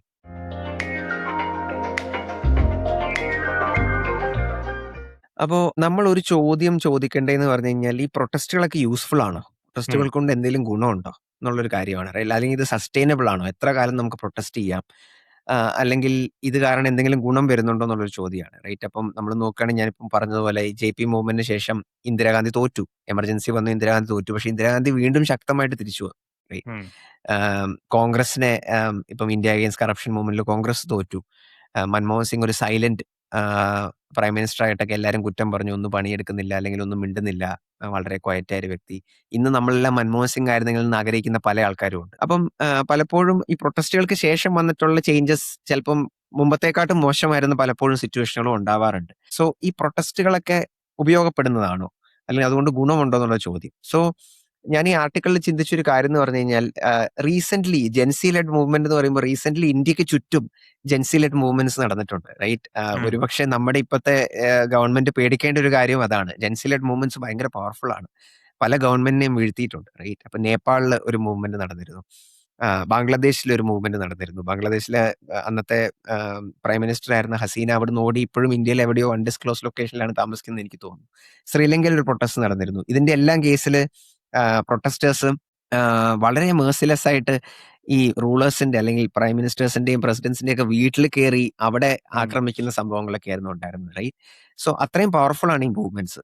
അപ്പം നമ്മൾ ജസ്റ്റ് ഒരു നേപ്പാളിന്റെ എക്സാമ്പിൾ എടുക്കുകയാണ്. ഈ പ്രൊട്ടസ്റ്റ് കഴിഞ്ഞിട്ട് എന്ത് സംഭവിച്ചു എന്നുള്ളതാണ്. അപ്പം നേപ്പാളിലെ പ്രൊട്ടസ്റ്റ് ഭയങ്കര ഇൻട്രസ്റ്റിംഗ് ആയിരുന്നു. ജെൻസി ലെഡ് മൂവ്മെന്റ് ആയിരുന്നു. ഈവൻ ഡിസ്കോഡിലൂടെയൊക്കെയാണ് അവർ പ്രൊട്ടസ്റ്റ് ഉം. ഓർഗനൈസ് ചെയ്തത്. റൈറ്റ്? ഒരു ഡീസെൻട്രലൈസ് പ്ലാറ്റ്ഫോമാണ് ഡിസ്കോഡ്, വാട്സാപ്പിനെയൊക്കെ അപേക്ഷിച്ച്. അതിലൂടെയാണ് പ്രൊട്ടസ്റ്റ് ഓർഗനൈസ് ചെയ്തത്. ഒത്തിരി സ്റ്റുഡൻസ് അതിന് വേണ്ടി സാക്രിഫൈസ് ചെയ്തു. പലരും അവിടുത്തെ റിയൽ ഇഷ്യൂസ് ഉണ്ടായിരുന്നു. അൺഎംപ്ലോയ്മെന്റും കറപ്ഷനൊക്കെ ഭയങ്കര വലിയ ഇഷ്യൂസ് ആയിരുന്നു. അപ്പം അങ്ങനെ ഒരു ഗ്രൗണ്ട് അപ്പ് മൂവ്മെന്റ് ആണ് അവിടെ നടന്നത്. അതിനുശേഷം ബാലൻ ഷാ എന്ന് പറഞ്ഞിട്ട് ഒരു പൊളിറ്റിക്കൽ ഔട്ട്സൈഡർ അവിടുത്തെ ഒരു പ്രൈം മിനിസ്റ്റർ ആവാനിടയായി. അപ്പം അവിടെ എസ്റ്റാബ്ലിഷ്ഡ് ആയിരുന്ന പൊളിറ്റീഷ്യൻസിനെയൊക്കെ മാറ്റി ഇങ്ങനെ പുറത്തുനിന്നൊരാൾ പ്രൈം മിനിസ്റ്റർ ആയി. പക്ഷേ ഇപ്പം നമ്മൾ നേപ്പാളിലെ ന്യൂസ് നോക്കുകയാണെങ്കിൽ ജെൻസി ആൾക്കാർ ബാലൻ ഷാനെതിരെയും അവര് പ്രൊട്ടസ്റ്റ് ചെയ്യുകയാണ്. റൈറ്റ്? ഉം. അദ്ദേഹത്തിന്റെ റിഫോംസും അല്ലെങ്കിൽ അദ്ദേഹത്തിന്റെ പെരുമാറ്റവും കാര്യങ്ങളും ഇപ്പോഴും അവർക്ക് ബുദ്ധിമുട്ടായിട്ട് തോന്നുകയാണ്. അദ്ദേഹത്തെ മാറ്റണം എന്നുള്ള വോയിസസ് ഉയർന്നുകൊണ്ടിരിക്കുകയാണ്. റൈറ്റ്? ബംഗ്ലാദേശിൽ എന്താ സംഭവിക്കുക, ശ്രീലങ്കയിൽ എന്താ സംഭവിക്കുക എന്ന് നമുക്കറിയത്തില്ല. നമ്മൾ കാത്തിരിക്കണം. നമ്മൾ ഇതുപോലത്തെ പ്രൊട്ടസ്റ്റുകൾ നോക്കുകയാണെങ്കിൽ കുറച്ചും കൂടി ഒരു ഡെക്കേഡ് പുറകോട്ട് നമ്മൾ പോവുകയാണെങ്കിൽ 2010കളിൽ ആ സമയത്ത് ലോകത്തെ ഇളക്കി മറിച്ച ഒരു പ്രൊട്ടസ്റ്റ് ആയിരുന്നു അറബ് സ്പ്രിംഗ് എന്ന് പറയുന്ന പ്രൊട്ടസ്റ്റ്. റൈറ്റ്? ഉം. അറേബ്യൻ രാജ്യങ്ങളിൽ പലപ്പോഴും ഡിക്റ്ററ്റോറിയൽ ആയിട്ടുള്ള അല്ലെങ്കിൽ തിയോക്രാറ്റിക്കുള്ള ഇസ്ലാമിസ്റ്റ് ഗവൺമെന്റുകളൊക്കെയാണ് അവിടെ പലപ്പോഴും ഉണ്ടായിരുന്നത്. അപ്പം അവർക്കെതിരെ ഒരു പ്രൊട്ടസ്റ്റ് പല അറേബ്യൻ കൺട്രികളിലും നടന്നു. ഇത് മെയിനായിട്ട് നടന്നിട്ടുള്ള കുറച്ച് രാജ്യങ്ങൾ ഇപ്പോൾ Tunisia, Egypt, Syria, Yemen, Libya ഇങ്ങനത്തെ കുറച്ച് രാജ്യങ്ങളൊക്കെയാണ്. സോ അവരുടെ അവസ്ഥ ഇപ്പൊ എന്താണ്? ഓൾമോസ്റ്റ് ഒരു ഡെക്കേഡ്, 1.5 ഡെക്കേഡ് അതിനുശേഷം കഴിഞ്ഞു. 10, 15 കൊല്ലം കഴിഞ്ഞു. എന്താണ് അവസ്ഥ? നമ്മൾ ഈ പല രാജ്യങ്ങളെയും നോക്കുന്ന സമയത്ത് ഇപ്പൊ ലിബിയ, സിറിയ, യമൻ എടുക്കുകയാണെങ്കിൽ ആ പ്രൊട്ടസ്റ്റിന് ശേഷം അതുണ്ടായ അൺസ്റ്റെബിലിറ്റിക്ക് ശേഷം ആ കൺട്രീസ് ആബ്സല്യൂട്ട്ലി താറുമാറായിരിക്കുകയാണ്. ഇപ്പോഴും അവിടെ സിവിൽ വാർ നടന്നുകൊണ്ടിരിക്കുകയാണ്. റൈറ്റ്. ഉം. എനിക്ക് തോന്നുന്നു സിറിയയിലൊക്കെ പേരിനൊരു ഒരു ഒരു ഗവൺമെന്റും ഒരു പ്രസിഡന്റ് ഒക്കെ ഉണ്ട്. പക്ഷേ അവിടെ ഇപ്പോഴും പല വാറിംഗ് ഫാക്ഷൻസും തമ്മിൽ അടി ഉണ്ടായിക്കൊണ്ടിരിക്കുകയാണ്. യമൻ ആബ്സല്യൂട്ട്ലി സൗദി അറേബ്യ, ഇറാനൊക്കെ ബോംബ് ചെയ്ത് നശിപ്പിച്ചുകൊണ്ടിരിക്കുകയാണ്. അങ്ങനത്തെ ഒരു സംഭവമാണ് ഈ രാജ്യങ്ങളിൽ നടക്കുന്നത്. ഈജിപ്ത് നമ്മൾ നോക്കുകയാണെങ്കിൽ ഇതിനു മുമ്പുണ്ടായിരുന്ന ഹൊസ്നി മുബാറക്കിന്റെ ഗവൺമെന്റ് കുറച്ച് ഡിക്റ്ററ്റോറിയൽ ആണെങ്കിൽ അതിനുശേഷം വന്ന ഗവൺമെന്റ് അതിനെക്കാട്ടും ശോകമുള്ള ഉം. അവസ്ഥയിലാണ് അതിനുശേഷം വന്നത്. റൈറ്റ്. ടുണീഷ്യ എന്ന് പറഞ്ഞ കൺട്രിയാണ് കുറച്ചും കൂടി ഒരു ഒരു ഒരു നമുക്കൊരു പ്രത്യാശ തരുന്ന ഒരു കൺട്രി ഉള്ളത്. റൈറ്റ്. അവിടെ ഒരു സെക്യുലർ ഡെമോക്രസിയിലേക്ക് അവർ ട്രാൻസിഷൻ ചെയ്യാൻ ശ്രമിച്ചു. പക്ഷെ അവിടെ റീസെന്റ് നടന്നൊരു പോള് നോക്കുമ്പോൾ അല്ലെങ്കിൽ അത് അവിടുത്തെ ആൾക്കാരോട് സംസാരിക്കുന്ന പല ആർട്ടിക്കിൾസും ഞാൻ വായിക്കുമ്പോൾ അവർ മുമ്പത്തെ അവരുടെ ഡിക്റ്ററ്റോറിയൽ ഗവൺമെന്റ് വന്നിരുന്നെങ്കിൽ കുറച്ചും കൂടെ നല്ലതായിരുന്നു എന്ന് ചിന്തിക്കുന്ന പല ആൾക്കാരുണ്ട്. കാരണം എക്കണോമിക്കലി ഒത്തിരി പ്രശ്നങ്ങൾ അവർ നേരിടുന്നു എന്നുള്ളതാണ് ഉം. അൺഫോർച്ചുനേറ്റ്ലി സംഭവം. അല്ലെങ്കിൽ പലരും പറയുന്നത് എന്ത് ഗവൺമെന്റ് ആണെങ്കിലും കുഴപ്പമില്ല, ഡെമോക്രസി ആണെങ്കിലും കുഴപ്പമില്ല, എക്കണോമിക്കലി പ്രശ്നം സോൾവ് ചെയ്താൽ മതി. പലപ്പോഴും അവർക്ക് ഹോപ്പ് നഷ്ടപ്പെടുന്ന ഒരു സിറ്റുവേഷനാണ് സംഭവിക്കുന്നത്. സോ ഈ പ്രൊട്ടസ്റ്റുകൾ വേർത്താണോ എന്നുള്ളതാണ് ചോദ്യം. നമ്മുടെ സ്റ്റുഡൻസിനെ നമ്മൾ നോക്കുകയാണെങ്കിൽ അവർ വളരെയധികം ആവേശത്തോടും ഒക്കെയാണ് ചെയ്യുന്നത്. ഇപ്പൊ ഇവൻ എന്റർടൈൻമെന്റ് ആയിട്ട് കാണുകയാണെങ്കിലും ഒത്തിരി അവർ സാക്രിഫൈസ് ചെയ്യുന്നുണ്ട്, അടി കൊള്ളുന്നുണ്ട്. നമ്മളൊരു വീഡിയോ കാണുന്നുണ്ട്, ഒരു കൊച്ചൊറ്റയ്ക്കിരുന്ന് മാറോ മാറോ എന്ന് പറഞ്ഞ് പോലീസിന് സ്വന്തം അടി മേടിക്കുകയാണ്. സോ വളരെ സങ്കടകരമായ കാര്യമാണ്. പക്ഷെ അവർക്ക് പലർക്കും കോളേജ് നഷ്ടപ്പെടുന്നു, അല്ലെങ്കിൽ സ്കൂൾ നഷ്ടപ്പെടുന്നു, അങ്ങനത്തെ, അല്ലെങ്കിൽ അവരെയൊക്കെ പ്രൊഫൈൽ ചെയ്യപ്പെടുന്നു, ആന്റി നാഷണൽ എന്ന് വിളിക്കുന്നു, അവരുടെ വീടുകളിൽ പ്രശ്നം ഉണ്ടാവുന്നു. എന്റെ ഒരു അഭിപ്രായം, എന്റെ ഒരു വിശ്വാസം ഇപ്പൊ എന്താണെന്ന് വെച്ച് കഴിഞ്ഞാൽ ഇൻസ്റ്റിറ്റ്യൂഷണൽ ചേഞ്ച് സംഭവിക്കുന്നില്ലെങ്കിൽ ഈ പ്രൊട്ടസ്റ്റുകൾ കൊണ്ട് ഗുണമില്ല എന്നുള്ളതാണ് എന്റെ ഒരു അഭിപ്രായം. റൈറ്റ്. ഉം. ഗവൺമെന്റുകൾ വീഴുമായിരിക്കും, ഒരു മന്ത്രി റിസൈൻ ചെയ്യുമായിരിക്കും, പക്ഷെ ഫണ്ടമെന്റലി ഇൻസ്റ്റിറ്റ്യൂഷണൽ ചേഞ്ച് സംഭവിക്കുന്നില്ലെങ്കിൽ പ്രൊട്ടസ്റ്റുകൾ കൊണ്ട് ഗുണമില്ല എന്നുള്ളതാണ് എന്റെ അഭിപ്രായം. അപ്പം ഉം. നമ്മളിപ്പോ നേപ്പാളിൽ നോക്കുകയാണെങ്കിൽ ഒരു ഗവൺമെന്റ് മാറി വേറൊരു ഗവൺമെന്റ് വന്നു. പക്ഷെ ഇൻസ്റ്റിറ്റ്യൂഷണലി കാര്യങ്ങൾ മാറാത്തതുകൊണ്ടായിരിക്കാം ഒരുപക്ഷെ പുതിയ ഗവൺമെന്റ് വന്നിട്ടും പുതിയ ഗവൺമെന്റിലെ ആള് ചിലപ്പോൾ ഒരു നല്ല വ്യക്തിയായിരിക്കാം, നല്ല ഇന്റൻഷൻസ് ഉണ്ടായിരിക്കാം, പക്ഷെ കാര്യങ്ങൾക്ക് വ്യത്യാസം വരാത്തത്. നമ്മൾ നോക്കുകയാണെങ്കിൽ കോൺഗ്രസ് ഗവൺമെന്റ് മാറി BJP ഗവൺമെന്റ് വന്നു. കോൺഗ്രസ് ഗവൺമെന്റ് ഉപയോഗിച്ചിരുന്ന കറപ്ഷന് വേണ്ടിയിട്ടുള്ള ലോസും അല്ലെങ്കിൽ ഡിസന്റിനെ അല്ലെങ്കിൽ എതിരഭിപ്രായങ്ങളെ തകർക്കാനും അല്ലെങ്കിൽ അതിനെ നിശബ്ദമാക്കാനും അവർ ഉപയോഗിച്ചിരുന്ന മെത്തേഡ്സ് BJP ഗവൺമെന്റ് കുറച്ചും കൂടി ഉപയോഗിക്കുന്നു. നമ്മൾ BJP ഗവൺമെന്റിനെ വീഴ്ത്തി വേറൊരു ഗവൺമെന്റ് വന്നാലും അവരത് പിന്നെയും കണ്ടിന്യൂ ചെയ്യില്ല എന്ന് നമുക്ക് പറയാൻ ഒരിക്കലും പറ്റത്തില്ല. സോ ഉം. ഇൻസ്റ്റിറ്റ്യൂഷൻസും നിയമങ്ങളും അങ്ങനെ ഡീപ്പ് ആയിട്ടുള്ള സിസ്റ്റമിക് ആയ കാര്യങ്ങളാണ് മാറേണ്ടതെന്നുള്ളതാണ് പോയിന്റ്. എന്താണ് ഈ ഇൻസ്റ്റിറ്റ്യൂഷണൽ ചേഞ്ച് എന്ന് നമുക്ക് ചോദിക്കാൻ സാധിക്കും. റൈറ്റ്. അപ്പം ഒരു ഉദാഹരണം പറയുകയാണെങ്കിൽ കഴിഞ്ഞ ദിവസം നമ്മുടെ ഈ കോക്രോച്ച് ജനതാ പാർട്ടി പ്രൊട്ടസ്റ്റ് മുഴുവൻ തുടങ്ങുന്നത് നമ്മുടെ ചീഫ് ജസ്റ്റിസിന്റെ പുറത്തുനിന്നാണ്. ഉം. റൈറ്റ്. ഉം. നമ്മുടെ ചീഫ് ജസ്റ്റിസ് ആണ് ഈ പണി മുഴുവൻ വരുത്തി വെച്ചത് കുറെ രീതിയിൽ നോക്കുകയാണെങ്കിൽ. ഉം. അപ്പൊ പുള്ളിക്കാരൻ കഴിഞ്ഞ ദിവസം ഒരു കോൺട്രവേഴ്ഷ്യലായ സാധനം പറഞ്ഞു. അപ്പൊ ഈ പ്രൊട്ടസ്റ്റില് പല സ്റ്റുഡൻസിനെയും ഈ പല കേസുകളും ചാർത്തി കഴിഞ്ഞ ദിവസം ജന്തർ മന്ദറിൽ ഉണ്ടായിരുന്ന ആ ഒരു മാർച്ചിന് പല സ്റ്റുഡൻസിനെയും ജയിലിലടച്ചു. ഉം. സോ അവരെ വിട്ടയക്കണം എന്ന് പറഞ്ഞ ഒരാൾ ഒരു പെറ്റീഷൻ ഫയൽ ചെയ്തു. എന്നിട്ട് വീഡിയോസ് ഒക്കെ പ്രൂഫായിട്ട് സബ്മിറ്റ് ചെയ്തു. അപ്പം ചീഫ് ജസ്റ്റിസ് പറഞ്ഞ ഉത്തരം എന്ന് പറഞ്ഞാൽ ഞങ്ങൾക്ക് ഇതൊന്നും കേൾക്കാൻ സമയമില്ല എന്നാണ് പറഞ്ഞത്, വളരെ ഉം. കോണ്ടസെൻഡിങ് ആയിട്ട്. റൈറ്റ്. ഉം. നമ്മൾ ഈ ചീഫ് ജസ്റ്റിസുമാരുടെയും അല്ലെങ്കിൽ ജനറലി ജസ്റ്റിസുമാരുടെയും നമ്മളൊരു സിസ്റ്റം എടുത്തു കഴിഞ്ഞു കഴിഞ്ഞാൽ ഭയങ്കര ഒരു ബ്രിട്ടീഷ് സിസ്റ്റമാണ് ഇപ്പോഴും ഫോളോ ചെയ്യുന്നത്. റൈറ്റ്. ഉം. ഇപ്പം മൈലോഡ് മൈലോഡ് എന്നുള്ള വിളി തന്നെ നമുക്ക് നോക്കാം. അല്ലെങ്കിൽ ഈ സമയമില്ല എന്ന് ചീഫ് ജസ്റ്റിസ് പറഞ്ഞതിനകത്ത് നമ്മുടെ ഇന്നത്തെ ഇന്ത്യൻ സുപ്രീം കോർട്ടിന് നമ്മൾ നോക്കുകയാണെങ്കിൽ അവർക്ക് ഒത്തിരി ലീവ്സ് ഉണ്ട്. ഉം. അപ്പൊ അവർക്കൊരു വിന്റർ ബ്രേക്ക് ഉണ്ട്, ഓൾമോസ്റ്റ് 2 monthsന്റെ ക്രിസ്മസ് വിന്റർ ബ്രേക്ക് ഉണ്ട്. ദശരയ്ക്കും ഹോളിക്കും അവർക്ക് ഓൾമോസ്റ്റ് ഓരോ വീക്ക് ഈച്ച് അവർക്ക് ലീവ് ഉം. കിട്ടുന്നുണ്ട്. അപ്പൊ നമ്മളൊക്കെ ജോലി ചെയ്യുന്നവരാണ്, നമുക്കാർക്കും ജോലിയിൽ 2 വീക്ക് ലീവ് വിന്ററിൽ കിട്ടുന്നില്ല. ഉം. ദശരയ്ക്കും ഹോളിക്കും ഒരു ദിവസം വല്ലതും കിട്ടിയാലേ ഓരോ ആഴ്ച കിട്ടുന്നില്ല. കിട്ടുകയാണെങ്കിൽ തന്നെ ലോസ് ഓഫ് പേ ഒക്കെ നമുക്ക് എടുക്കേണ്ടി വരുന്നുണ്ട്. സമ്മർ ബ്രേക്ക് ഇതുവരെ സുപ്രീം കോർട്ടിലുണ്ട്, അതിന്റെ ഒരു പാർഷ്യൽ ബ്രേക്ക് ആക്കി മാറ്റി. സോ ഇതാണ് മാറേണ്ടത്. ഇതൊരു ഇൻസ്റ്റിറ്റ്യൂഷണൽ ചേഞ്ച് ആണ്. സോ ആ ബ്രിട്ടീഷ് സിസ്റ്റം നമ്മൾ ഇപ്പോഴും കണ്ടിന്യൂ ചെയ്യുകയാണ് നമ്മുടെ ജുഡീഷ്യറിനകത്ത്. ഈ സിസ്റ്റമാണ് ചേഞ്ച് ചെയ്യേണ്ടത്. കാരണം ഇന്ത്യയിൽ ഇപ്പോഴും സുപ്രീം കോർട്ടും ഹൈക്കോർട്ടുകൾക്കും കുമിഞ്ഞുകൂടുന്ന കേസുകളാണ്. അപ്പം ഒരു വർഷത്തിൽ ഓൾമോസ്റ്റ് 10, 60 അല്ലെങ്കിൽ 80 ബ്രേക്കുകൾ അവർക്ക് കിട്ടുന്നത് പബ്ലിക് മണിന്ന് ശമ്പളം മേടിക്കുന്നവർക്ക് കിട്ടുന്നത് ഫെയർ ആണോ, അല്ലെങ്കിൽ അത് ചെയ്യേണ്ട കാര്യമാണോ എന്നുള്ള ഇൻസ്റ്റിറ്റ്യൂഷണൽ ചേഞ്ച്. ഇതിനാണ് ഇൻസ്റ്റിറ്റ്യൂഷണൽ ചേഞ്ച് എന്ന് പറയുന്നത്. രണ്ടാമത് വേറൊരു എക്സാമ്പിൾ നമ്മൾ നോക്കുകയാണെങ്കിൽ ആർട്ടിക്കിൾ 144 അല്ല, IPC സെക്ഷൻ 144. റൈറ്റ്. ഇപ്പം BNSൽ എനിക്ക് തോന്നുന്നു 189 ആണെന്ന് തോന്നുന്നു സെക്ഷൻ. ഒരു പ്രൊട്ടസ്റ്റ് നടക്കുന്ന സ്ഥലത്ത് 5 or 6 പേര് ഗ്യാദർ ചെയ്യാൻ പാടില്ല എന്ന് പറഞ്ഞ് പെട്ടെന്ന് ഗവൺമെന്റ് ഒരു ആർട്ടിക്കിൾ 144 അവിടെ കൊണ്ടുവരാം. ഈ റയറ്റ്സും അങ്ങനത്തെ കാര്യങ്ങളും പ്രിവെന്റ് ചെയ്യാൻ വേണ്ടി ഗവൺമെന്റ് കൊണ്ടുവന്ന ഒരു റൂളായിരുന്നു ഇത്. ഇന്ത്യ ഫോം ചെയ്ത സമയത്ത്, പാർട്ടീഷന്റെ സമയത്ത് അങ്ങനെ റിലീജിയസ് റൈറ്റ്സോ അങ്ങനത്തെ സംഭവങ്ങളൊക്കെ കൊണ്ടുവരാതിരിക്കാൻ വേണ്ടി ഫോം ചെയ്ത ഒരു സംഭവമായിരുന്നു ഈ ആർട്ടിക്കിൾ 144. ഇന്ന് നമുക്കിത് നമ്മുടെ കൺട്രിയിൽ ആവശ്യമുണ്ടോ? റൈറ്റ്. ഒരു റയറ്റ് പ്രിവെൻഷൻ ഇന്ത്യയിൽ ആവശ്യമുണ്ടോ എന്നൊരു ചോദ്യമാണ്. ആവശ്യമുള്ള സിറ്റുവേഷൻ ഉണ്ടാവാം. പക്ഷെ ഒരു എക്സെപ്ഷനലി യൂസ് ചെയ്യേണ്ട ഒരു റൂള് ഇപ്പൊ പലപ്പോഴും ജന്തർ മന്ദറിൽ ഇപ്പൊ സ്റ്റുഡൻസ് പീസ്ഫുൾ ആയി നടത്തിയ പ്രൊട്ടസ്റ്റിന് അവിടെയും ആർട്ടിക്കിൾ 144 കൊണ്ടുവന്നു. മുമ്പ് ഡൽഹിയിൽ CIA പ്രൊട്ടസ്റ്റ് നടന്ന സമയത്ത് നമ്മൾ ആ റീജിയനിലേക്ക് പോകണമെങ്കിൽ നമുക്ക് മൊബൈൽ കവറേജ് ഇല്ല. ഗവൺമെന്റ് പെട്ടെന്ന് മൊബൈൽ കട്ട് ചെയ്തു. എനിക്ക് തോന്നുന്നു നേരത്തെ ആനന്ദ് പറഞ്ഞ ഡെമോക്രസി ഇൻഡെക്സിൽ ഇന്ത്യ പലപ്പോഴും താഴോട്ട് പോകാൻ കാരണം ഇന്ത്യയിൽ ഏറ്റവും കൂടുതൽ മൊബൈൽ ഇന്റർനെറ്റ് കട്ട് ഓഫ് ചെയ്യപ്പെടുന്ന ഒരു കൺട്രികളിൽ ഒന്നാണ് ഇന്ത്യ. ഈ പ്രൊട്ടസ്റ്റുകളുടെ കോണ്ടെക്സ്റ്റിലാണ്. ജമ്മു ആൻഡ് കാശ്മീരിൽ എത്രയോ കാലം മൊബൈൽ ഇന്റർനെറ്റ് അവൈലബിൾ അല്ലായിരുന്നു ആർട്ടിക്കിൾ 377 എടുത്ത് കളഞ്ഞ സമയത്ത്. സോ ഇങ്ങനത്തെ റൂൾസും ലോസും മാറുക എന്നുള്ളതാണ് ബേസിക്കലി നമ്മൾ ഇൻസ്റ്റിറ്റ്യൂഷണൽ ചേഞ്ച് എന്ന് പറയുന്ന ഒരു സംഭവം. നമ്മൾ ഈ പ്രൊട്ടസ്റ്റുകളിലൂടെ മാത്രം ഇൻസ്റ്റിറ്റ്യൂഷണൽ ചേഞ്ച് സംഭവിക്കത്തില്ല. വേറൊരു രീതിയിൽ നമുക്ക് ഇൻസ്റ്റിറ്റ്യൂഷണൽ ചേഞ്ച് കൊണ്ടുവരാൻ പറ്റും. നമ്മൾ വോട്ട് ചെയ്യുക എന്നുള്ളതാണ്. നമ്മൾ വോട്ട് ചെയ്യുന്ന സമയത്ത് ഇൻസ്റ്റിറ്റ്യൂഷണൽ ചേഞ്ചിന് വേണ്ടി ചോദിക്കുന്ന, പറയുന്ന, സംസാരിക്കുന്ന MLAസിന് വേണ്ടിയിട്ട് അല്ലെങ്കിൽ സ്ഥാനാർത്ഥികൾക്ക് വേണ്ടി വോട്ട് ചെയ്യുക എന്നുള്ളതാണ്. വേറൊരു സംഭവം നമുക്ക് ചെയ്യാൻ പറ്റുന്നത് പലപ്പോഴും ഈ ഞാൻ പറയുന്ന പ്രൊട്ടസ്റ്റിലേക്ക് പലപ്പോഴും കാര്യങ്ങൾ നീങ്ങാനും ഈവൻ വയലൻസിലേക്ക് കാര്യങ്ങൾ നീങ്ങാനും അല്ലെങ്കിൽ പലരും പെസിമിസ്റ്റിക് ആയി പോകാൻ കാരണം എന്ന് പറഞ്ഞു കഴിഞ്ഞാൽ, ഡെമോക്രസിനെ പറ്റി പെസിമിസ്റ്റിക് ആയി പോകാനുള്ള കാരണം എന്ന് പറഞ്ഞു കഴിഞ്ഞാൽ, വോട്ട് ചെയ്യല്ലാതെ വേറൊരു വഴിയിൽ ഇവർക്ക് ഇൻഫ്ലുവൻസ് ചെയ്യാനില്ല. വോട്ട് ചെയ്യാൻ നോക്കുമ്പോൾ അവരുടെ ഓപ്ഷൻസ് വളരെയധികം ലിമിറ്റഡ് ആണെന്നുള്ളതാണ്. എനിക്കിതിനെതിരെ ഒരു ചെറിയൊരു എതിരഭിപ്രായം, ഇത് പല രീതിയിലും സത്യമാണ്, പക്ഷെ ചെറിയൊരു അഭിപ്രായം എന്ന് പറയുകയാണെങ്കിൽ, ഞാൻ കുറച്ച് MLAസിന്റെ കൂടെയും മിനിസ്റ്റേഴ്സിന്റെ കൂടെയും അങ്ങനെ ഇലക്ഷന് മത്സരിക്കുന്ന സ്ഥാനാർത്ഥികളുടെ കൂടെയൊക്കെ വർക്ക് ചെയ്തിട്ടുണ്ട്. അപ്പം വർക്ക് ചെയ്ത സമയത്ത് എൻ്റെ ഒരു എക്സ്പീരിയൻസ് പറഞ്ഞു കഴിഞ്ഞാൽ, ഈ സ്ഥാനാർത്ഥികളെല്ലാം, ഈ പൊളിറ്റീഷ്യൻസ് എല്ലാം വളരെയധികം ആൾക്കാരുടെ ഒപ്പീനിയൻസിനെ പറ്റിയും ആൾക്കാർ എന്താ ചിന്തിക്കുന്നതിനെ പറ്റി അവർ ഭയങ്കര കോൺഷ്യസ് ആണ്. അവർ എക്സ്ട്രീംലി അവെയർ ആണ്. നമ്മൾ ചിന്തിക്കുന്ന പോലെയല്ല. ഇൻസ്റ്റാഗ്രാമിലുള്ള പോസ്റ്റും ട്രെൻഡുകളും വീഡിയോസും ആ കാര്യങ്ങളെ പറ്റിയൊക്കെ ഇവർ ഭയങ്കര അപ്ഡേറ്റഡ് ആണ്. അപ്പൊ ജനങ്ങൾ എന്താണ് ചിന്തിക്കുന്നത്, ജനങ്ങൾ എന്താണ് ആഗ്രഹിക്കുന്നത്, അവർ ഭയങ്കരമായിട്ട് കോൺഷ്യസ് ആയ ആൾക്കാരാണ്.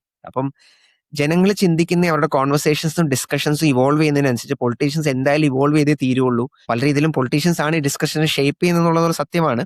പക്ഷെ എങ്കിലും ജനങ്ങൾക്കും ഷേപ്പ് ചെയ്യാനുള്ള ഓപ്ഷൻ ഉണ്ട്. ഈവൻ നമ്മുടെ ഈ പോഡ്കാസ്റ്റിലൂടെ നമ്മൾ ഉദ്ദേശിക്കുന്നത് ഈ കോൺവെർസേഷൻസിനെ പറ്റി ആൾക്കാരെ ചിന്തിപ്പിക്കുക എന്നുള്ളതാണ്, റൈറ്റ്? അല്ലെങ്കിൽ ഷേപ്പ് ചെയ്യുക, അതിനെപ്പറ്റി കൂടുതൽ സംസാരിക്കുക എന്നുള്ളതാണ്.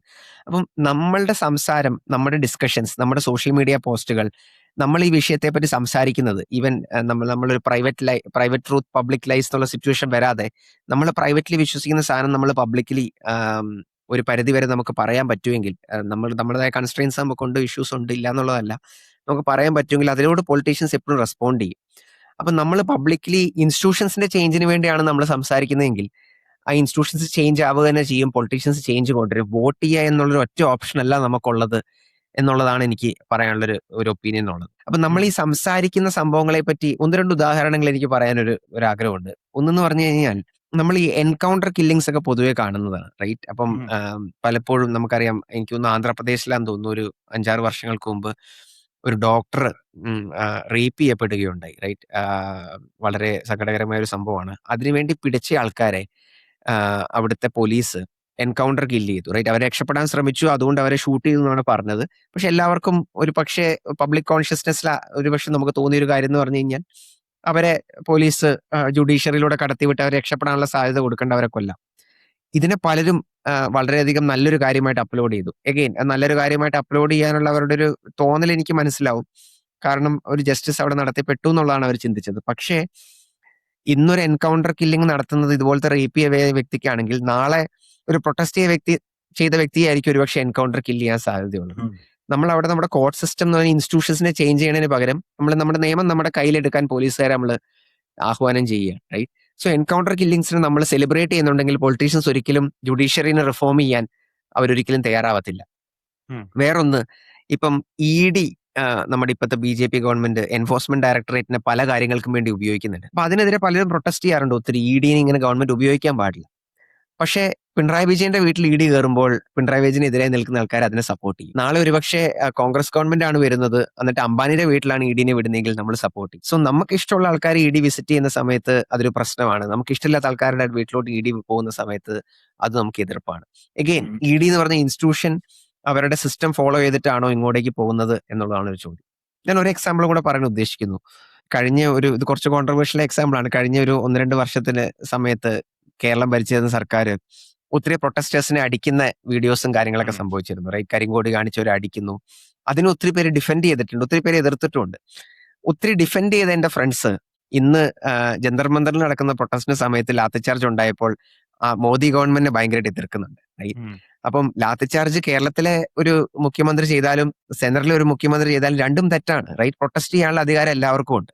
അതിപ്പോ കരിങ്കൊടി കാണിച്ച് പ്രൊട്ടസ്റ്റ് ചെയ്താലോ അല്ലെങ്കിൽ നീറ്റ് പേപ്പർ ലീക്കിനെ പറ്റി പ്രൊട്ടസ്റ്റ് ചെയ്താലോ എല്ലാം പ്രൊട്ടസ്റ്റുകളാണ്. ആസ് ലോങ് ആസ് പ്രൊട്ടസ്റ്റുകാർ ആരെയും കയ്യേറുന്നില്ല, വയലന്റ് ആവുന്നില്ല, ഗവൺമെന്റിന് അങ്ങനെ ആൾക്കാരെ ഉപദ്രവിക്കാനോ ലാത്തിച്ചാർജ് ചെയ്യാനോ ഉള്ള അധികാരം ഉണ്ടാവരുതെന്നാണ് എന്റെ ആഗ്രഹം. നമ്മൾ സെലക്റ്റീവായ രീതിയിൽ ഗവൺമെന്റ് നിയമം കയ്യിലെടുത്താൽ ഓക്കെ ആണെന്നുള്ള രീതിയിൽ നമ്മൾ ചിന്തിക്കുമ്പോൾ നമ്മൾ ഇൻസ്റ്റിറ്റ്യൂഷൻസിനെ നമ്മൾ മറക്കുകയാണെന്നുള്ളതാണ് പോയിന്റ്. റൈറ്റ്? ഉം. സോ ഇൻസ്റ്റിറ്റ്യൂഷണൽ ചേഞ്ചിന് വേണ്ടി നമ്മൾ എപ്പോഴും ചോദിക്കണം. കാരണം സസ്റ്റൈനബിൾ ആയ ചേഞ്ച് നമ്മളിന്ന് ഒരു 50 വർഷം കഴിഞ്ഞാലും നമ്മുടെ മക്കൾക്കും ഉപയോഗപരമായ ഒരു കൺട്രി ആയിട്ട് നമ്മുടെ കൺട്രിയിൽ ജീവിക്കാൻ ഒരു പീസ്ഫുൾ ആയ ഒരു അറ്റ്മോസ്ഫിയറും സേഫ് ആയിട്ടൊരു അറ്റ്മോസ്ഫിയറും ഉണ്ടാവണമെങ്കിൽ ഇൻസ്റ്റിറ്റ്യൂഷൻസ് ചേഞ്ച് ചെയ്യണം. നമ്മുടെ കോർട്ട് ചേഞ്ച് ചെയ്യണം, നമ്മുടെ ഇലക്ഷൻ കമ്മീഷൻസ് റിഫോംഡ് ആവണം, നമ്മുടെ ED പോലത്തെ റിഫോംഡ് ആവണം, നമ്മുടെ നിയമങ്ങൾ ഒത്തിരി മാറേണ്ടത് ആവശ്യമുണ്ട്. ഇങ്ങനത്തെ ഫണ്ടമെന്റലായ ചേഞ്ചസിനാണ് നമ്മൾ ചോദിക്കേണ്ടത്.